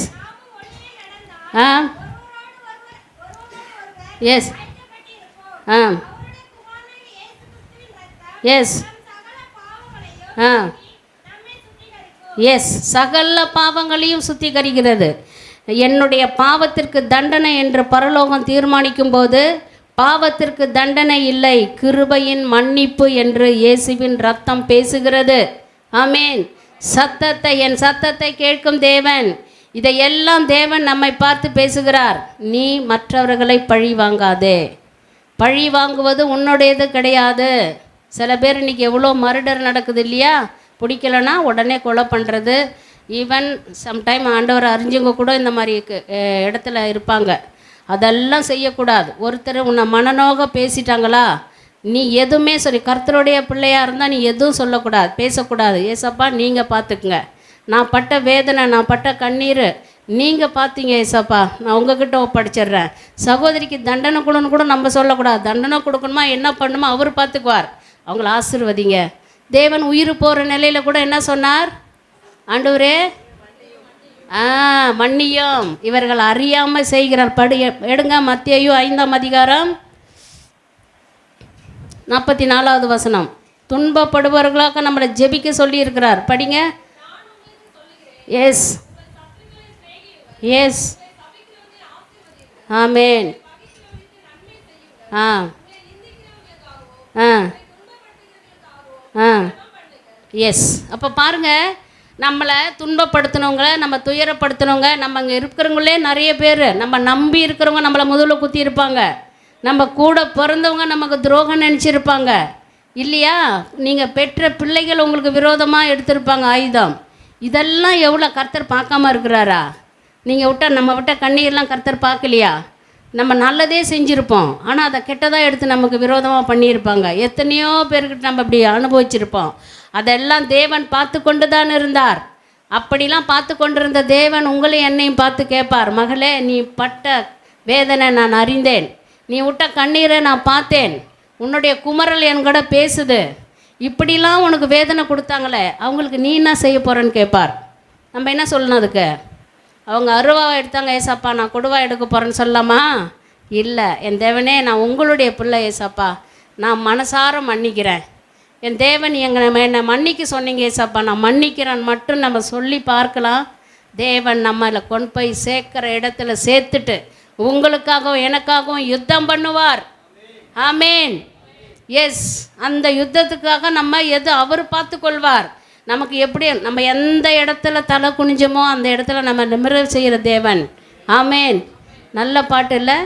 என்னை விட்டு கொடுக்காதவர், என்னை நடத்துகின்றவர், என்னை பாதுகாப்பவர், என் நேசர் நீரே. என்னை விட்டு கொடுக்காதவர், என்னை நடத்துகின்றவர், என்னை பாதுகாப்பவர், என் நேசர் நீரே. ஆறும்போது என் பாதை காட்டினீர், என்னை தூக்கி நடத்தினீர். நான் போது என் பாதை காட்டினீர், என்னால் முடியாத போது என்னை தூக்கி நடத்தினீர். என்னை விட்டு கொடுக்காதவர், என்னை நடத்துகின்றவர், என்னை பாதுகாப்பவர், என் நேசர் நீரே. நான் தலை குனிந்த போது என்னோடு கூட வந்தீர், நான் குனிந்த இடத்திலே என் தலையை உயர்த்தினீர். நான் தலை குனிந்த போது என் தலையை உயர்த்தினீர், நான் குனிந்த இடத்திலே என் தலையை உயர்த்தினீர். என்னை விட்டு கொடுக்காதவர், என்னை நடத்துகின்றவர், என்னை பாதுகாப்பவர், என் நேசர் நீரே. ஆமென். நம்ம எந்த இடத்துல தலை குனிஞ்சோமோ, நம்ம யார் முன்னாடி அவமானப்பட்டோமோ அவங்க முன்னாடி கர்த்தர் நம்மளை உயர்த்துவார். ஹல்லேலூயா. எப்போ நீ அவருடைய பிள்ளையாக இருந்தாதான், அவர் சொல்படி கேட்டாதான். நீ பழிக்கு பழி வாங்கக்கூடாது. விட்டுடுங்க, பரவாயில்ல. ஒரு கன்னத்தை அடித்தாங்களா இன்னொரு கண்ணை, அதுக்குன்னு இன்னொரு கண்ணை, அதுக்குரிய அர்த்தம் ஒரு கன்னத்தில் அடித்தோடனே நம்ம அப்படி காட்டுவோமா? அப்படி இல்லை அதுக்கு அர்த்தம். ஒரு கன்னத்தில் அடித்தான், பரவாயில்ல இன்னொரு கண்ணை இருக்குது, அதுதான் ஆறுதல். யாருமே மனிதர் நம்ம ஒரு கணத்தில் அடிச்சாங்க அங்கேயும் அடிங்கன்னு காட்டுறவங்க கிடையாது. அதுக்குரிய அர்த்தம் இப்படி தான். எனவே நம்ம ஆண்டவரை நேசிக்கிற நீங்களும் நானும், கர்த்தரை பாடுகிற நம்ம நாவு, கர்த்தருடைய பணியை செய்ய கேட்குற நம்ம கை ஒரு காலம் ஒருத்தருக்கும் துரோகம் செய்யக்கூடாது. அப்போ அவங்க செய்கிறாங்களே சிஸ்டர், செய்யட்டும், பரவாயில்ல, தேவன் இருக்கிறார் நமக்காக சப்போர்ட் பண்ண. காயின் ஆபேலுக்காக காயின்கிட்ட பேசுகிறார், அப்போ உங்களுக்காக எனக்காக பேச மாட்டாரா? கட்டாயம் பேசுவார். பரவாயில்ல, ஆண்டவருடைய நம்மளுடைய குமரல் கர்த்தரோட பேசும். நம்ம ஒரு பாவத்தை நம்ம ஒரு வேதனை அனுபவிச்சுன்னா அது நல்லா ஜாலியாக சந்தோஷமாக இருப்போமா? சைலண்ட்டாக இருப்போம், கண்ணீர் வரும். அந்த கண்ணீரை துடக்கக்கூடிய தேவன் ஒரு காலம் விட மாட்டார் அந்த கண்ணீருக்கு காரணமானவங்களை. உண்மையில் தப்பு இல்லைன்னா அதை புரிஞ்சுக்கணும். அதனால் நம்மளுடைய குமரல், நம்மளுடைய கண்ணீர் தேவனோடு பேசும். நமக்கு கர்த்தர் சப்போர்ட் பண்ணுவார். நம் சத்தத்தை கேட்கக்கூடிய தேவன். ஆமேன், ஹல்லேலூயா.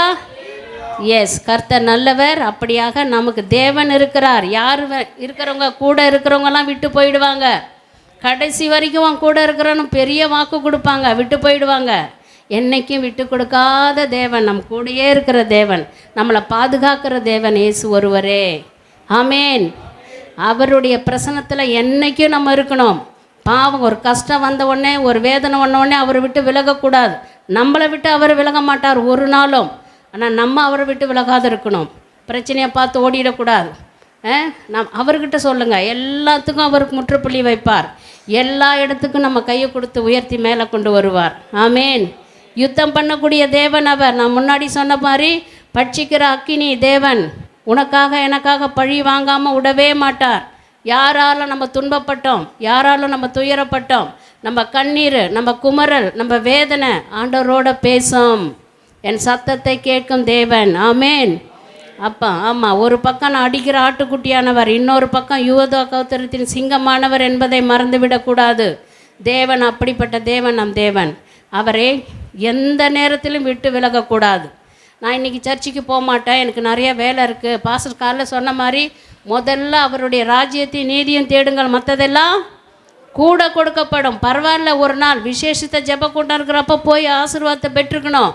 அன்றைக்கி ஒரு நாள் நீ லீவு போடுறதில் ஒரு பிரச்சனையும் வராது. தேவனுக்கு முதலிடம் கொடுக்கணும் முதல்ல. ஆமேன். இப்படி 10 பேர் முன்னாடி, 4 பேர் முன்னாடி நம்ம அசிங்கப்படுத்தி கேவலப்படுத்தினவங்களை முன்னாடி நம் தேவன் உயர்த்தி வைப்பார் என்ற அந்த எண்ணம் நமக்குள் இருக்க வேண்டும். ஒரு நாளும் நம்ம பின்வாங்க மாட்டோம். நீங்களும் நானும் அவருடைய பிள்ளையாக இருந்தால் பிரச்சனை வரும் தான். ஆனால் அந்த பிரச்சனையை கொண்டாடக்கூடாது. நான் இப்படி இருந்தேன், ஒரு காலம் நான் அப்படி இருந்தேன், நான் இவ்வளோ கஷ்டப்படேன், அதுலேருந்து கர்த்தர் நம்மளை கொண்டு எட்ட வந்துட்டார். இனி பேசக்கூடாது, அதை பற்றி விட்டுடணும். ஒரு மகிமை மேலேருந்து வருது, அதை பார்க்கணும். இன்றைக்கி இருக்கிறது என்ன, இன்றைக்கி நிலைமை என் தேவன் நல்லா வச்சுருக்கிறார் என்ன, அது போதும் எனக்கு ஏசப்பா. இனி நான் கர்த்தரோடு நல்லா தான் இருப்பேன். அந்த அந்த அந்த நல்ல வைப்ரேஷன் நமக்குள்ளே வரணும். ஆமேன். இப்படி நீங்களும் நானும் கர்த்தரை எனக்காக யுத்தம் பண்ண என் தேவன் இருக்கிறார். என் சத்தத்தை கேட்கக்கூடிய தேவன் என்னோடு இருக்கிறார். எனக்கு ஒரு சின்ன பிரச்சனை வந்தாலும் என் தேவன் முதல்ல நிற்பார். எப்போ?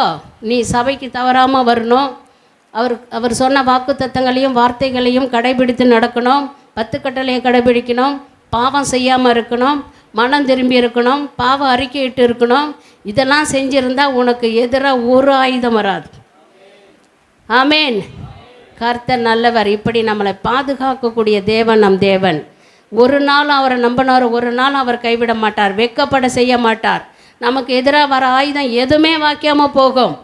ஆண்டவருடைய கையை நீ இருக்க பிடிச்சிங்கன்னா நமக்கு எந்த பிரச்சனையும் வராது. வர பிரச்சனை வந்த மாதிரியே போயிடும், நம்ம மகிழ்ச்சியாக இருப்போம். ஆமேன். சரி, இன்றைக்கி எல்லோரும் உபவாச ஜபம் இல்லையா? உபவாச ஜபம் தானே இன்றைக்கி? சரி, உபவாச ஜபம்னா என்னது? இது இன்றைக்கி ஸ்பெஷலாக உபவாச ஜபம் அதை பற்றி தான் எடுக்கலாம்னு நினச்சேன். பட் எனவே ஆண்டவர் ஒரு சத்தத்தை கேட்கும் தேவன் பற்றி கொஞ்சம் அப்படி எடுத்தேன். உபவாச ஜபம்னா என்ன? உபவாசம் இருப்பதால் நம்மளுடைய இருதயத்தில் ஒரு மாற்றத்தை கர்த்தர் கொடுப்பார். விசுவசிக்கிறீங்களா? அவருடைய இருதயத்தில் ஒரு மாற்றம் ஏற்படும். அவருக்கு கொடுக்கக்கூடியவங்க யாரும் கிடையாது, அவர் தான் நமக்கு கொடுப்பார். நம்மளுடைய இருதயத்தில் ஒரு மாற்றத்தை கொடுப்பார். அவர் இருதயத்தில் ஒரு மாற்றம் ஏற்படும், நம்ம மீது இரக்கம் படுவார். அந்த உபவாசம் எப்படி இருக்கணும்? தானியேல் 9வது அதிகாரமோ ஏசாயா 58வது அதிகாரத்தையும் தயவுசெய்து படித்து பாருங்கள். தானியேல் எப்படியெல்லாம் உபவாசித்து ஜெபித்தார் என்று. பல பேர் இன்றைக்கி அண்ணாலை எடுத்துக்கலாம், பெண்களாக இருக்கிற நம்ம அண்ணால் உபவாசித்து பாரப்பட்டு கண்ணீரோடு ஜெபிச்சதால் அவர்களுக்கு என்ன கிடைச்சது? அந்த அந்த முதிர் வயதில் சாமுவேல் என்ற ஒரு மகனை பெற்றெடுத்தார்கள். யாருமே எவ்வளோ வேதனை பட்டிருப்பாங்க. அதனால் உபவாச ஜெபத்துக்கு ஒரு வல்லமை இருக்கிறது என்பதை மறந்துவிடக்கூடாது. உபவாசம் எல்லாமே ஒரு சிலர் உபவாசம் எப்படி இருப்பாங்க தெரியுமா? சாப்பிடாம வீட்டு வேலையெல்லாம் செஞ்சுட்டு வீட்டெல்லாம் சுத்தம் படுத்திட்டு பிடிச்சவங்களை கூட்டின்னு வந்து சாப்பாடு கொடுப்பாங்க. அதுதான் உபவாசம் அவங்களுக்கு. இது உபவாசமா? கிடையாது. இன்னும் ஒரு சிலர் கான்ஃபரன்ஸ் ஜெபம் பண்ணுவாங்க. ஃபோன்லேயே ஜெபம் பண்ணிக்கின்னு வீட்டு வேலைலாம் செஞ்சு முடிச்சுட்டு உபவாசம் நிடுவாங்க. இது உபவாசமா? கிடையாது. முதல்ல உபவாசம்னா காலையில் எழுந்தவுடன் நீ வேதத்தை வாசிக்க வேண்டும், பாவ அறிக்கை விட வேண்டும். பாவ அறிக்கையிட்டு ஜெபித்தார் என்று சொல்லப்படுகிறது. தானியேல் 9வது அதிகாரத்தை படிச்சிங்கன்னா yes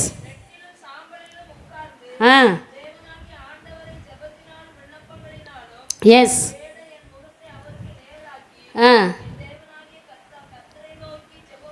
yes yes yes yes yes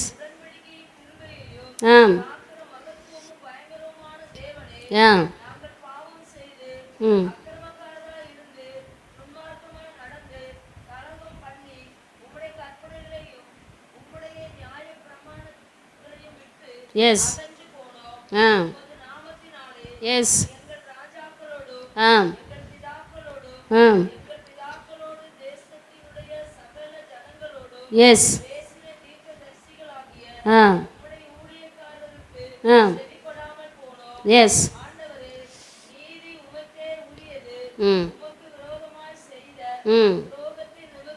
yes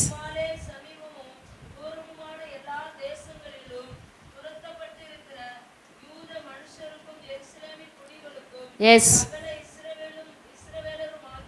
S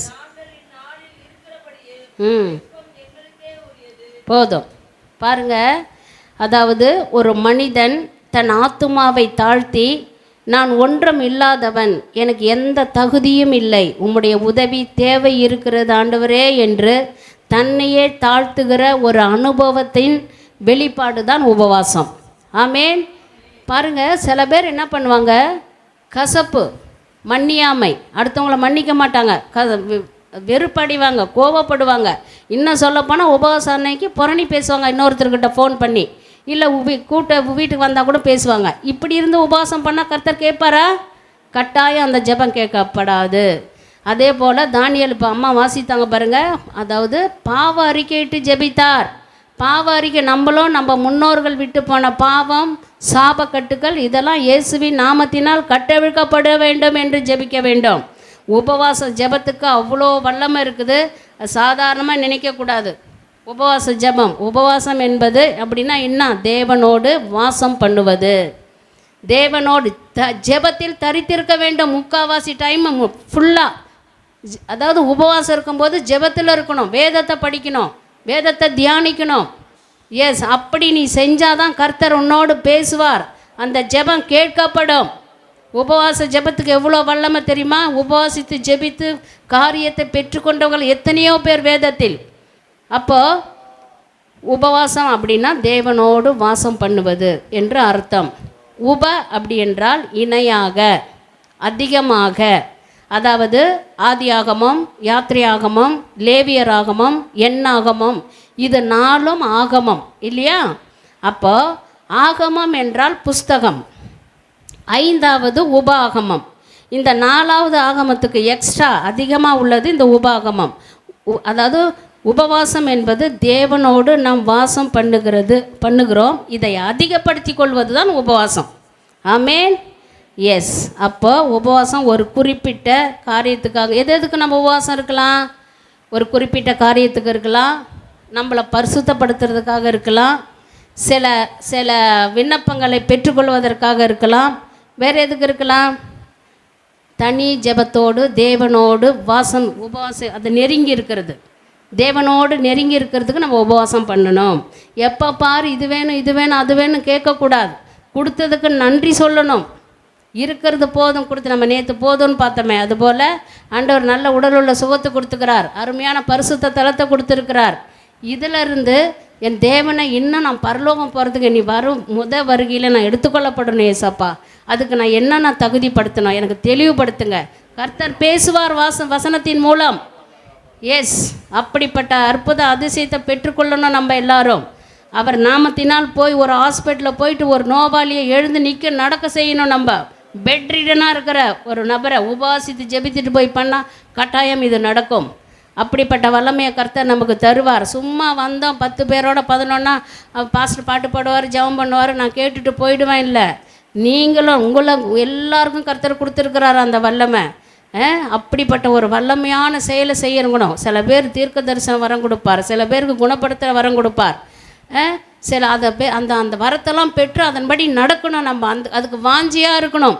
அதெல்லாம் உபவாச ஜெபத்தில் கேட்கணும். ஆண்டவரே எனக்கு கொடுத்த வரம் என்ன ஏசப்பா, நான் எப்படி இப்போ யாருக்கிட்ட என்ன சொல்லுவேன், நான் என்ன பண்ணணும், நான் குணப்படுத்துகிற வரம் கொடுக்குறீங்க, எனக்கு தீர்க்க தரிசனம் வரம் கொடுக்குறீங்களா ஏசப்பா.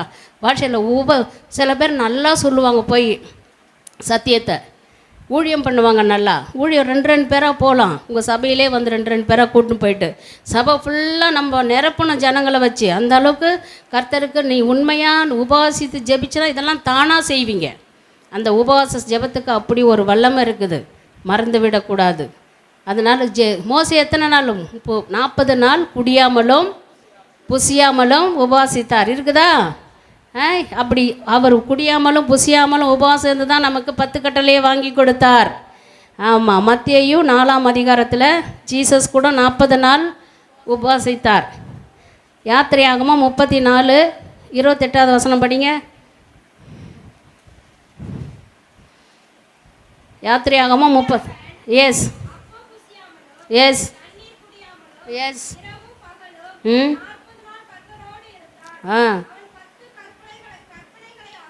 எஸ் எஸ்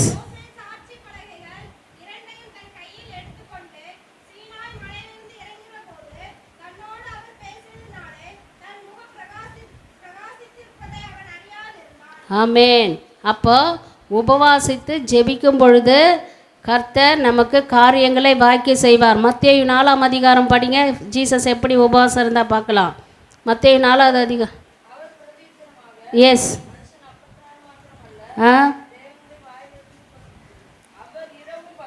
எஸ்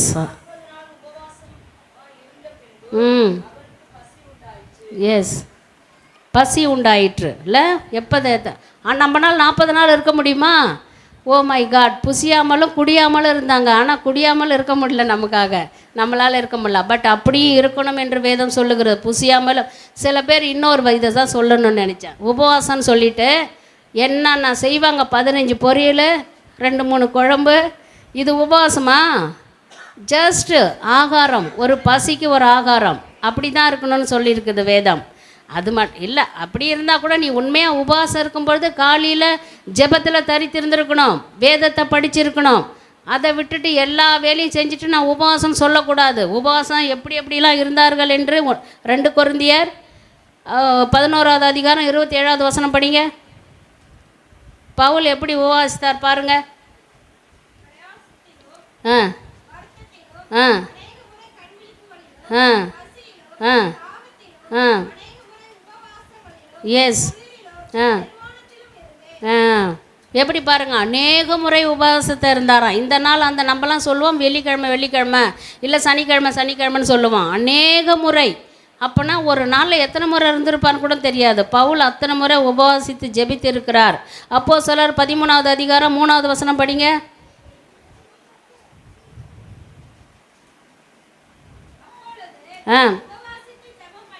எஸ்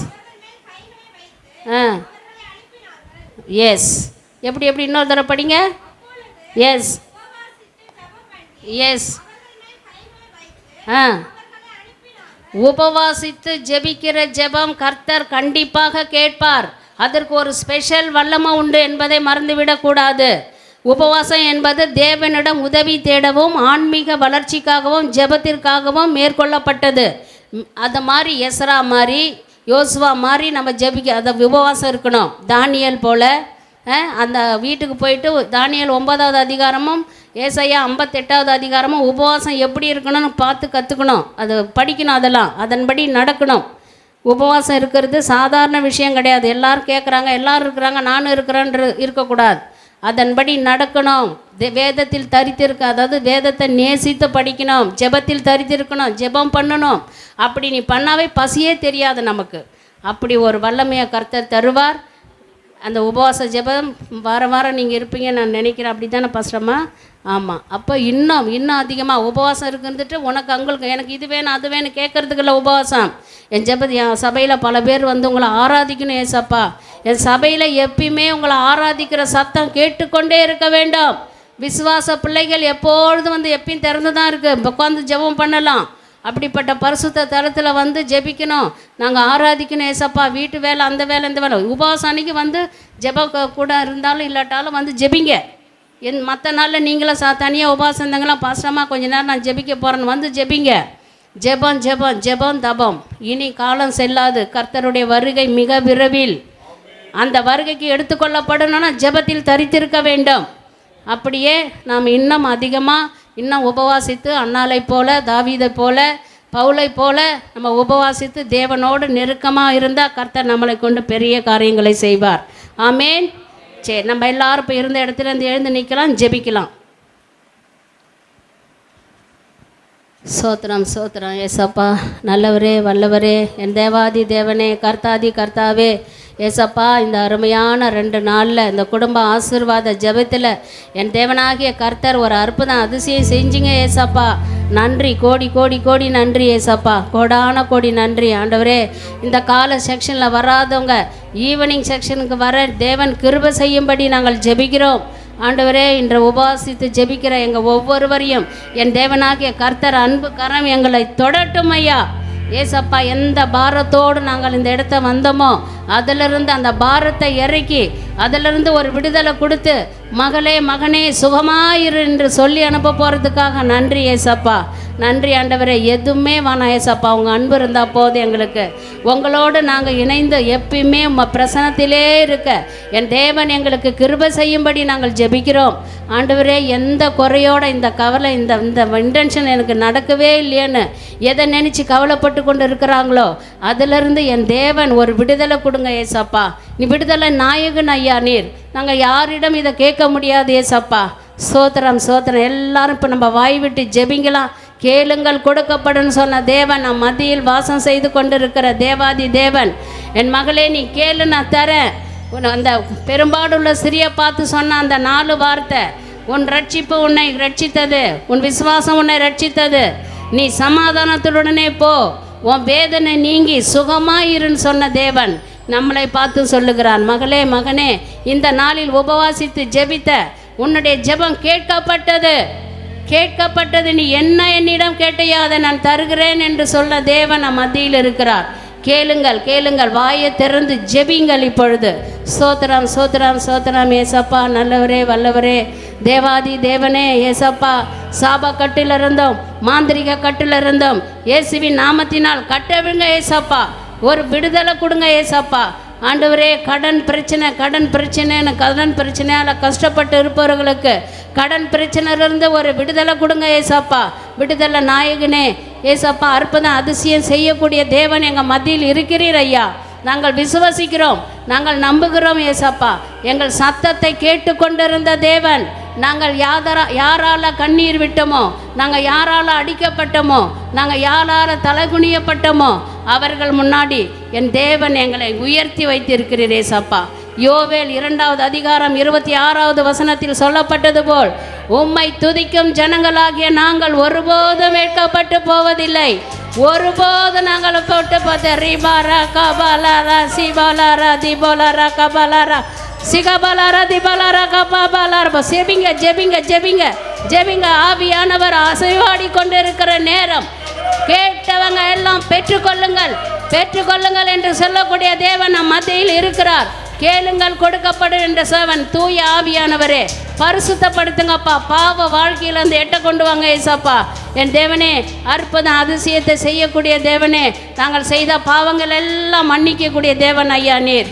இயேசுவே என் தெய்வமே, என்மேல் மனம் இறங்கும், உம்மை மறுதலித்தேன், பின்வாங்கி போனேன், உம்மை மறுதலித்தேன், பின்வாங்கி போனேன், உம் வல்லமை இழந்தேன் ஐயா, என்னை மன்னியும் தெய்வமே.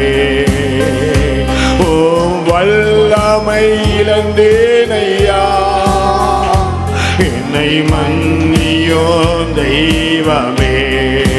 இயேசுவே என் தெய்வமே, என் மேல் மனம் இறங்கும். இயேசுவே என் தெய்வமே, என் மேல் மனம் இறங்கோ. முள்முடி தாங்கி ஐயா காயப்பட்டீர். எல்லாரும் உணர்ந்து தேவ பிரசனத்தோடு பாடி ஆண்டவரிடத்தில் ஒப்பு கொடுத்து நம்மளை அர்ப்பணிப்போம். பலியானி உம் இரத்தத்தால் கழுவிவிடும், உம் இரத்தத்தால் கழுவிவிடும். இயேசுவே என் தெய்வமே, மேல் மனம் இறங்கும்.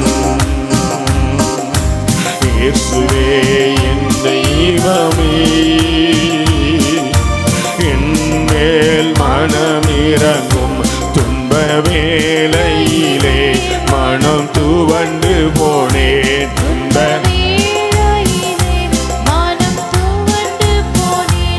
உம்மை நினையாது தூரம் போனே. என்னை மன்னியும் தெய்வமே, இந்த ஒரு விசை மன்னியுமே. என்னை மன்னியும் தெய்வமே, இந்த ஒரு விசை மன்னியுமே. இயேசுவே என் தெய்வமே, என் மேல் மனம் இறங்கோ. இயேசுவே என் தெய்வமே, என் மேல் மனம் இறங்கோ.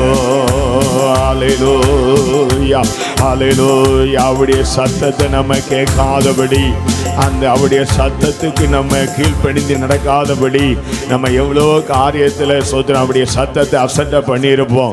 எல்லாரும் அப்படி முழங்கால் படிட்டு ஒரு சில நிமிடங்கள் நம்ம ஒப்பு கொடுக்க போகிறோம். ஆண்டவரே, ஓ நிறைய நாள் அவருடைய சத்தத்தை கேட்டு நம்ம அசட்டை பண்ணியிருப்போம். ஓ அந்த சத்தத்துக்கு நம்ம செவி கொடுத்து அந்த சத்தத்துக்கு நம்ம கீழ்ப்படிந்து நடந்தாதான் ஆண்டவர் நம்மளை ஆசீர்வதிக்க முடியும். நம்ம ஒரு ஒரு ஒரு ஆவிக்குரிய வளர்ச்சியை அடைந்து போக முடியும். எல்லா தெய்வ பிள்ளைகளும் ஒப்பு கொடுத்து ஜெபம் பண்ணுங்க. ஆண்டவரே, அநேக நாள்கள் என்னோடு தெய்வம் பேசினார், அந்த சத்தத்துக்கு நான் செவி கொடுக்கல, அதன்படியும் நான் நடக்காம போயிட்டேன்.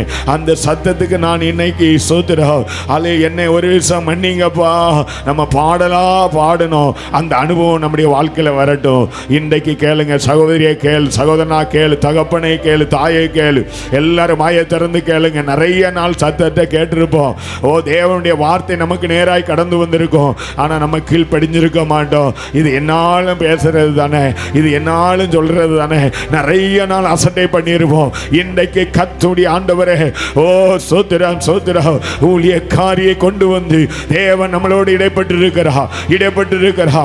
எத்தனை நாள் தேவனுடைய சத்தத்தை அசட்டை பண்ணின சகோதரியே, ஓ சகோதரனே, இன்றைக்கு சேவ சமூகத்தில் ஓ ஒப்பு கொடுத்து, ஆண்டவரே எத்தனை நாள் தேவனுடைய சத்தத்தை நான் மறுதலித்து விட்டேன், எத்தனை நாள் தேவ சத்தத்துக்கு நான் கீழ்ப்படியவில்லை.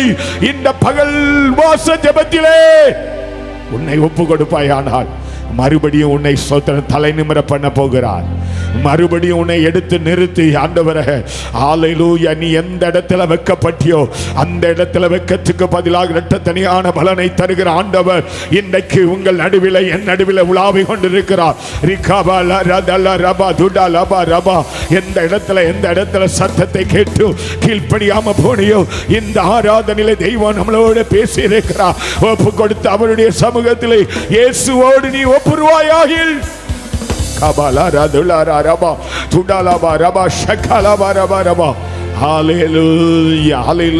எத்தனை நாள் வாச ஜெபத்துல ஹல்லேலூயா நம்ம வராம ஸ்தோத்திரம் இருந்திருக்கிறோம்.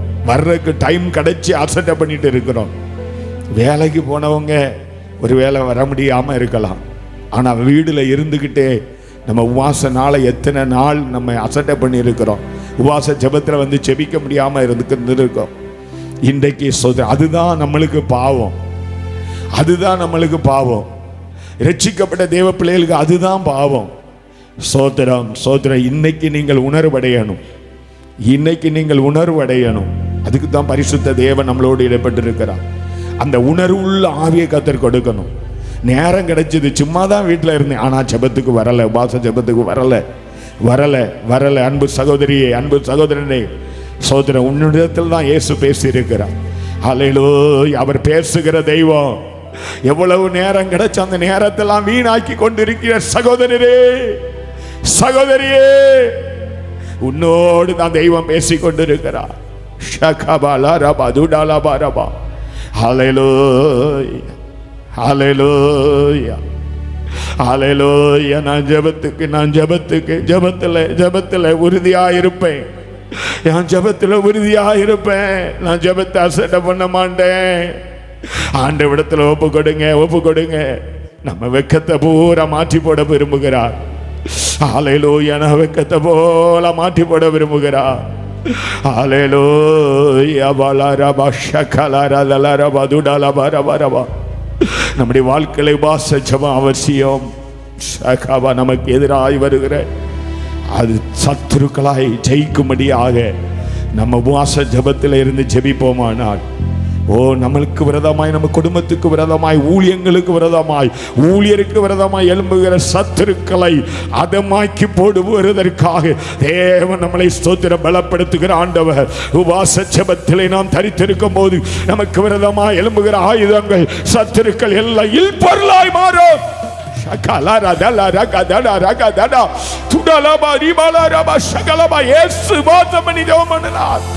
பிசாசை ஜெயித்தார். தேசம் இருளுக்குள்ள இருந்து ரட்சிப்பை பெற வேண்டும் என்று அவர் உபவாசம் பண்ணினார். இருள் இருக்கிற ஜனங்கள் பெரிய வெளிச்சத்தை காண வேண்டும் என்று உபவாசம் பண்ணினார். நம்ம எதுக்கு உபவாசம் பண்ணுகிறோம்? ஒரு வீட்டை காரத்தா சோதரி, என் பிள்ளைக்கு நல்ல படிப்பு வரணும், என் பிள்ளை நல்லா படித்து மார்க் வாங்கணும், நல்ல மேல் படிப்பு, இதுக்கெல்லாம் சோதனை தேவையில்லாத, அதெல்லாம் இயேசு கூட தருவேன்னு சொல்லிட்டார்.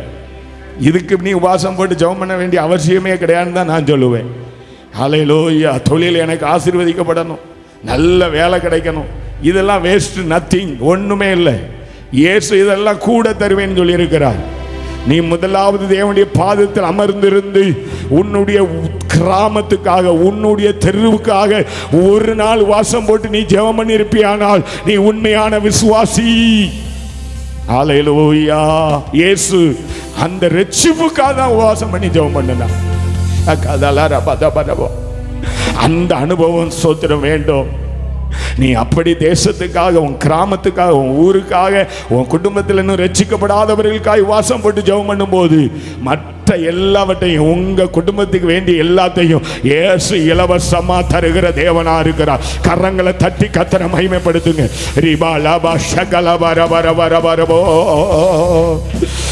உயிருள்ள நாளெல்லாம் உம்மை உயர்த்துவே, வாழ்கின்ற நாளெல்லாம் உமக்காய் ஓடுவேன்.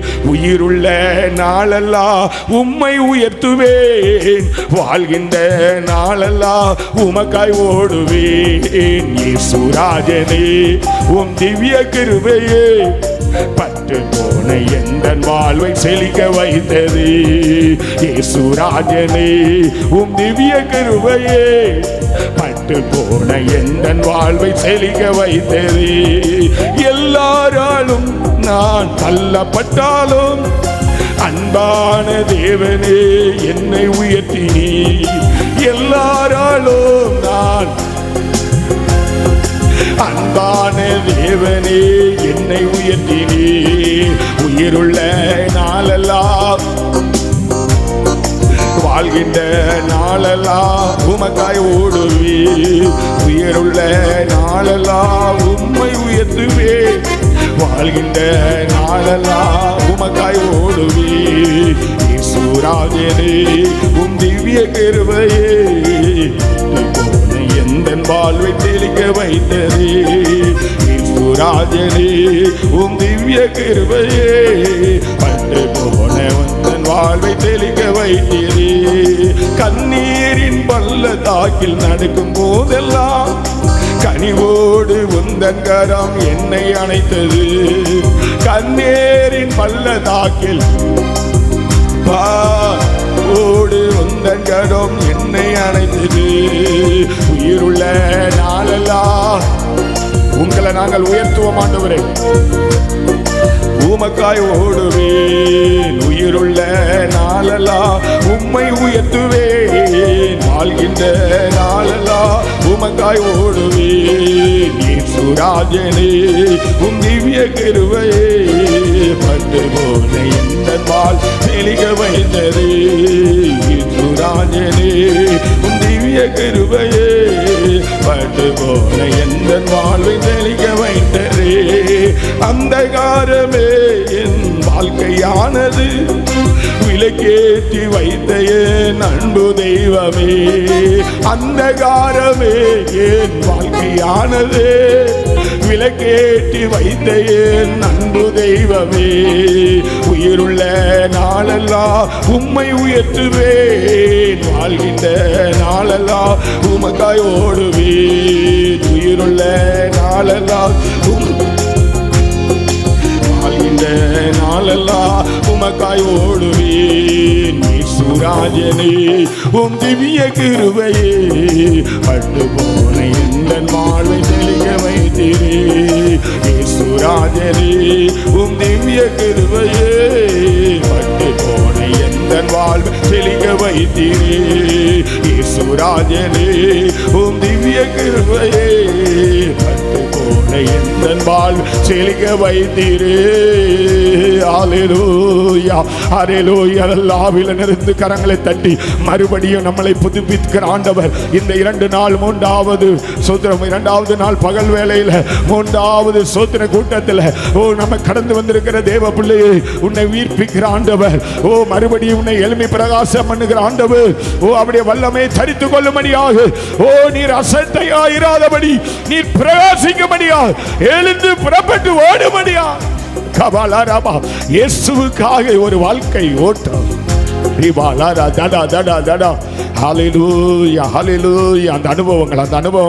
அந்த அனுபவங்கள் மறுபடியும் தேவ பிள்ளைகளுக்குள்ள கடந்து வரட்டும். அந்த ஆதியில இருந்த அந்த அனுபவத்தை, ரட்சிக்கப்பட்ட நாட்கள்ல இருந்த அனுபவம் மறுபடியும் தேவ பிள்ளைக்குள்ள வரணும். ஹல்லேலூயா ஹல்லேலூயா ஹல்லேலூயா. அந்த ஆதியில நம்ம என்னெல்லாம் கிரியை செய்தோமோ அந்த கிரியை மறுபடியும் தேவன் நமக்கு தருவாராக. கரங்களை தட்டி அப்பாவுக்கு ஸ்தோத்திரம் பண்ணுவோமா? ஹல்லேலூயா ஹல்லேலூயா. அந்த ஆதி அனுபவம் சபைக்குள்ள மறுபடியும் வரணும். அதுதான் எழுப்புதலாய் மாறப்போகிறது. ஆதி அப்போஸ்தலர் நாட்கள்ல இருந்த அனுபவத்தில் அங்கே எழுப்புதல் வந்தது. ஸ்தோத்திரம். 3000 4000 5000 சீசர்கள் தொகை எருசலேமில் பெருகிட்டு என்று பார்க்கிறோம். அந்த ஆதி அப்போஸ்தலர் நாட்களில் இருந்த அனுபவம் மறுபடியும் சபைக்குள்ள வருமானால் எழுப்புதல் நிச்சயமாய் வரும். ஏன்னா சபைக்குள்ள இருந்து தான் எழுப்புதல் புறப்பட்டு வரணும். சபைக்குள்ள இருக்கிற ஒவ்வொரு விசுவாச குடும்பத்துக்குள்ள எழுப்புதல் வரும்போது சபைக்குள்ள எழுப்புதல் வரும். சபைக்குள்ள எழுப்புதல் வரும்போது தேசத்தில் எழுப்புதல் வரும். ஹல்லேலூயா. இப்ப நம்ம தான் காரணம். நம்ம எழும்புனா நம்ம குடும்பம் எழும்பிடும். நம்ம சபை எழும்புச்சுன்னா, இப்படி ஒவ்வொரு சபையும் எழும்புனா தேசம் முழுவதும் எழுப்புதல் வந்துடும். தேவ பிள்ளைய, இந்த அனுபவங்களை நாம் ஒருபோது இழந்து விடக்கூடாது. அது அதுக்கு தான் இப்படிப்பட்ட இடையில விசேஷ கூட்டம், ஸ்பெஷல் மீட்டிங். வெளியிலிருந்து ஊழியர்களை கொண்டு வந்து 2 நாள் பிரயாசப்பட்டு வைக்கிறது எதற்காக என்றால் நம்மளை மறுபடியும் எழுப்பிக் கொள்வதற்காக. அல்லேலூயா, மறுபடியும் இயேசுவோடு இணைந்து கொள்வதற்காக. கர்த்தர் அப்படிப்பட்ட கிருபைகளை சபைக்கு தந்து தேவன் மறுபடியும் நம்மளை புதுப்பித்து நமக்கு புது கிருபைகளை தந்து புது பலனை தந்து இன்னும் ஓட்டத்தை நன்றாய் சரியாய் இயேசுவுக்காக ஓட ஆண்டவர் கிருபை தரும்படியாய் மறுபடியும் கரங்களை தட்டி அப்பாவுக்கு ஸ்தோத்திரம் பண்ணுவோம். அல்லேலூயா, தோத்திரம் தோத்திரம் தோத்திரம் தோத்திரம். மாலை கூட்டத்தை நமக்கு ஆசீர்வாதமாக்கி தரணும். மாலை சோதரம் 6:45 மணிக்கு சோதரம் சிஸ்டர் கரத்தில் மைக்கு கொடுக்கணும். அப்போ தான் அவங்க ஒரு 1.25 மணி நேரம் பேச முடியும். 8 மணி 8:15 முடித்து அவர்கள் உடனே எங்கள் பிள்ளைகளிலிருந்து திருநெல்வேலிக்கு பஸ் ஏறணும். அதனால் ஆண்டவருடைய பிள்ளைகள், நீங்கள் வர விரும்புகிறவர்கள் எல்லாருமே வாங்க. விரும்புகிறவர்கள் இல்லை, எல்லாருமே நீங்கள் வர்றதுக்கு வாகனங்கள் இருக்கிறது, பஸ் வசதிகள் இருக்கிறது. அதனால் நீங்கள் சரியாக 6 மணிக்கு நம்ம எல்லாருமே அங்கே இருந்து பாட ஆரம்பிச்சிடணும். அதனால் சோதர ஆண்டவருடைய பிள்ளைகள் இந்த மாலை கூட்டத்தையும் கர்த்தர் ஆசீர்வதித்து தரும்படியாக, அந்த பிள்ளைகளை ஊழியமும் கட்டி எழுப்பப்படத்தக்கதாக கர்த்தர் அங்கிருந்து அநேக ஜனங்களை கர்த்தரை இன்னும் கொண்டு வரும்படியாகவும் ஆண்டவர் மாலை கூட்டத்தை ஆசீர்வதித்து தரும்படியாக கரங்களை தட்டி அப்பாவுக்கு சோதரம் பண்ணுவோம். சோதரப்பா, தோதிரன் தோதிரன் தோதிரன் தோதிரன் தோதிரன் தோதிரன் தோதிரம். அநேக ஜனங்களை கர்த்தர் கொண்டு வரணும். அல்லேலூயா, சோதரம். அந்த ஜனங்கள் எல்லாம் நேற்று இங்கேயோட அங்கே வாஞ்சியோடு நிறைய பேர் வந்திருந்த மாதிரி எனக்கு தெரிஞ்சுது. சோதரம் அதிக பேர் வந்திருந்தாங்க இங்கேயோட. எவ்வளோ சோதர நோட்டீஸ் அடித்து வீடு வீடாக கொடுத்தாலும் அந்த ஜனங்களுடைய இருதயம் கடினப்பட்டு வர முடியாமல் கிடக்கிறாங்க. ஆனால் அங்கே விசுவாச பிள்ளைகள் தான் கொண்டு போய் கொடுத்தாங்க நோட்டீஸ். சோதரன் இங்கே நோட்டீஸ் கொடுக்கறதுக்கும் ஒருத்தரும் அசைய மாண்டிய. அப்போ நம்ம எப்படி நிலைமையில் இருக்கிறோம் பாருங்களேன். அல்லேலூயா, சோதரம். ஆனால் அந்த ஜனங்களுக்கு நேற்று ஆகாரம் கொடுக்க முடியல. அது ரொம்ப எனக்கு வருத்தமாக பாரமாகவே இருந்தது. அல்லேலூயா, ஆண்டவர் இன்னைக்கு நல்ல ஒரு ஆகாரத்தை அந்த பிள்ளைகளுக்கு வருகிற எல்லா ஜனங்களுக்கும் மாலையிலையும் கொடுக்க, அந்த இரவு மீட்டிங் முடிந்தோடனே கொடுக்க ஆண்டவர் உதவி செய்ய முடியாது. அநேக ஜனங்களை கொண்டு வந்து அந்த ஊழியமும் கட்டப்பட கரங்களை தட்டி கர்த்தரை சோதரமணி மகிமைப்படுத்துவோம். அல்லேலூயா, தோதிரன் தோதிரன் தோதிரன். அந்த ரட்சிப்பை கர்த்தர் விளங்கப்பட முடியாது, நம்மளாம் தோத்திரம் பண்ணுவோம். அல்லேலூயா, கர்த்தர் இந்த பகல் 2வது நாள் கூட்டத்திலையும் வாச ஜெபத்தில் கூடி வந்த எல்லா மக்களுக்காக, விசுவாச குடும்பங்களுக்காக சோதரம் பண்ணுவோம். ஆமாம், கர்த்தருடைய வார்த்தையை சோதர இன்றும் கொடுக்க, மாலையிலையும் கொடுக்க போகிறேன். சோதர அன்பு சிஸ்டரை கர்த்தர் பலப்படுத்தி தேவன் நடத்த முடியாய் கர்த்தர் கிருபை அவர்களை சந்தித்து மாலையிலும் கர்த்தருடைய வார்த்தைகள் கிடைக்க முடியாய் நம்ம எல்லாம் தோத்திரம் பண்ணுவோம். கீபோர்டு வாசித்த சோதரம் ஜெபர்சினுக்காக, கொடுத்த துணைவிக்காக, பிள்ளைக்காக தொடர்ந்து அவர்கள் சோதரம் பயணம் செய்ய முடியாத ஊழியத்தின் பாதையில் ஆண்டவர் கிருபை கொடுத்து நடத்த முடியாது நம்மளாம் தோத்திரம் பண்ணுவோம். ஆமாம், எல்லா தேச மக்களையும் ஆசீர்வதிக்க முடியாது நம்மளாம் தோத்திரம் பண்ணுவோம். ஊழியத்திலையும் பெரிய எழுப்புதலை தேவன் தர முடியாது சோதரம் பண்ணுவோம். நாளை பரிசுத்த ஆராதனை நமக்கு ஆசீர்வாதமாக்கி தர முடியாது சோதரம் பண்ணுவோம். பிதா குமாரன் வசாவியானவரை சோதரம் பண்ணுவோம். எல்லா முழங்கள் படியிடுவோம், ஜெபிப்போம். மகா இரக்கமும் கிருபை நிறைந்த நல்ல இயேசுவே, நன்றியோடு நாங்கள் உம்மை சோதரிக்கிறோம். ஊழியத்தை நேசித்து எங்களெல்லாம் தேவ பிள்ளைகளாம் நேசித்து இப்படிப்பட்ட விசேஷ கூட்டங்களை தந்து ஆண்டவரே நல்ல சாட்சியுடன் சத்திய வார்த்தைகளை அறிவிக்கும்படியாக ஆண்டவரே பிரியா சிஸ்டரை ஆண்டவரே இந்த 2 நாட்கள் எங்களோடு வந்து கர்த்தருடைய வார்த்தை தரும்படியான நல்ல பாக்கியத்தை அவர்களுக்கு கொடுத்து கேட்ட சத்தியத்தின்படி நாங்கள் ஆண்டவரே தேவ சபை ஆண்டவரே நடக்க கிருபை தருவீராக. ஆண்டவரே அந்த சத்தியத்தை கை கொள்ளுகிறவர்களாய் மாற்றுங்கப்பா. சத்தியத்தின்படி நடக்கிறவர்களாய் மாற்றி ஆண்டவரே சோதர சத்தியத்தை கை கொள்ளுகிற நீதி உள்ள ஜாதி உள்ளே பிரவேசிக்க முடிய வாசல்களை திறவுங்கள் என்று இருக்கிறது. ஆண்டவரே பரலோக ராஜ்யத்துக்கு சபை ஆயத்தப்படுவதற்கு ஆண்டவரே ஆயத்தமாக இருக்க வேண்டுமானால் கொடுக்கப்படுகிற சத்தியங்களை கேட்டு அந்த சத்தியத்தின்படி நடக்கிற தேவ ஜனமாய் மாற்றி ஆண்டவர் கிருபை கொடுத்து இயேசு ராஜா சீக்கிரமாய் வரப்போகிறார். அந்த வருகைக்கு சபைகள் ஆயத்தப்படும்படியாக நாங்கள் ஜெபிக்கிறோம்ப்பா. அப்பா சோத்திரம் ஜெபிக்கிறோம். இன்னும் திரளான ஜனங்கள் மனம் திரும்பி ரட்சிக்கப்பட்டு சாணம் பட்டு சபையில் சேர்க்கப்பட நாங்கள் ஜெபிக்கிறோம். வந்திருக்கிற எல்லா தேவ மக்களையும் குடும்பங்களையும் அவருடைய காரியங்கள் அத்தனையும் சோத்திர ஆபரகாம் ஆண்டவரே சோத்திரம் அப்பா வயது சென்றவனாய் இருந்தபோது எல்லாத்தையும் ஆசீர்வதித்தீர் என்று இருக்கிறது. சகலத்தையும் ஆசீர்வதித்த தெய்வம் நீங்க தான்ப்பா. சகலத்தையும் ஆசீர்வதித்து கொடுக்கணும். நல்ல சுகபலன், ஆரோக்கியம், சமாதானம், சந்தோஷம், மகிழ்ச்சியை கர்த்தர் கொடுக்கணும். இந்த மத்தியானத்துக்கும் ஆண்டவரே நல்ல உணவை ஆயத்தப்படுத்தி கொடுத்ததுக்கு ஸ்தோத்திரம். தேவ பிள்ளைகள் புசித்து மாலை கூட்டத்தில் எல்லா பிள்ளைகளும் கலந்து கொள்ளவும் கர்த்தர் உதவி செய்யும். ஆசீர்வதிங்க, பெரிய காரியங்களை செய்யுங்க. இயேசு கிறிஸ்து நாமத்தில் ஜெபிக்கிறோம் நல்ல பிதாவே. ஆத்துமாவே கர்த்தரை சோதரி, என் முழுவதுமே பரிசுத்த நாமத்தை சோதரி. என் ஆத்துமாவே கர்த்தரை கர்த்தர் செய்ய சகல உபகாரங்களையும் மறவாதே. ஆமென். அல்லேலூயா, ஹல்லேலூயா. கர்த்தருக்கு சோதரி.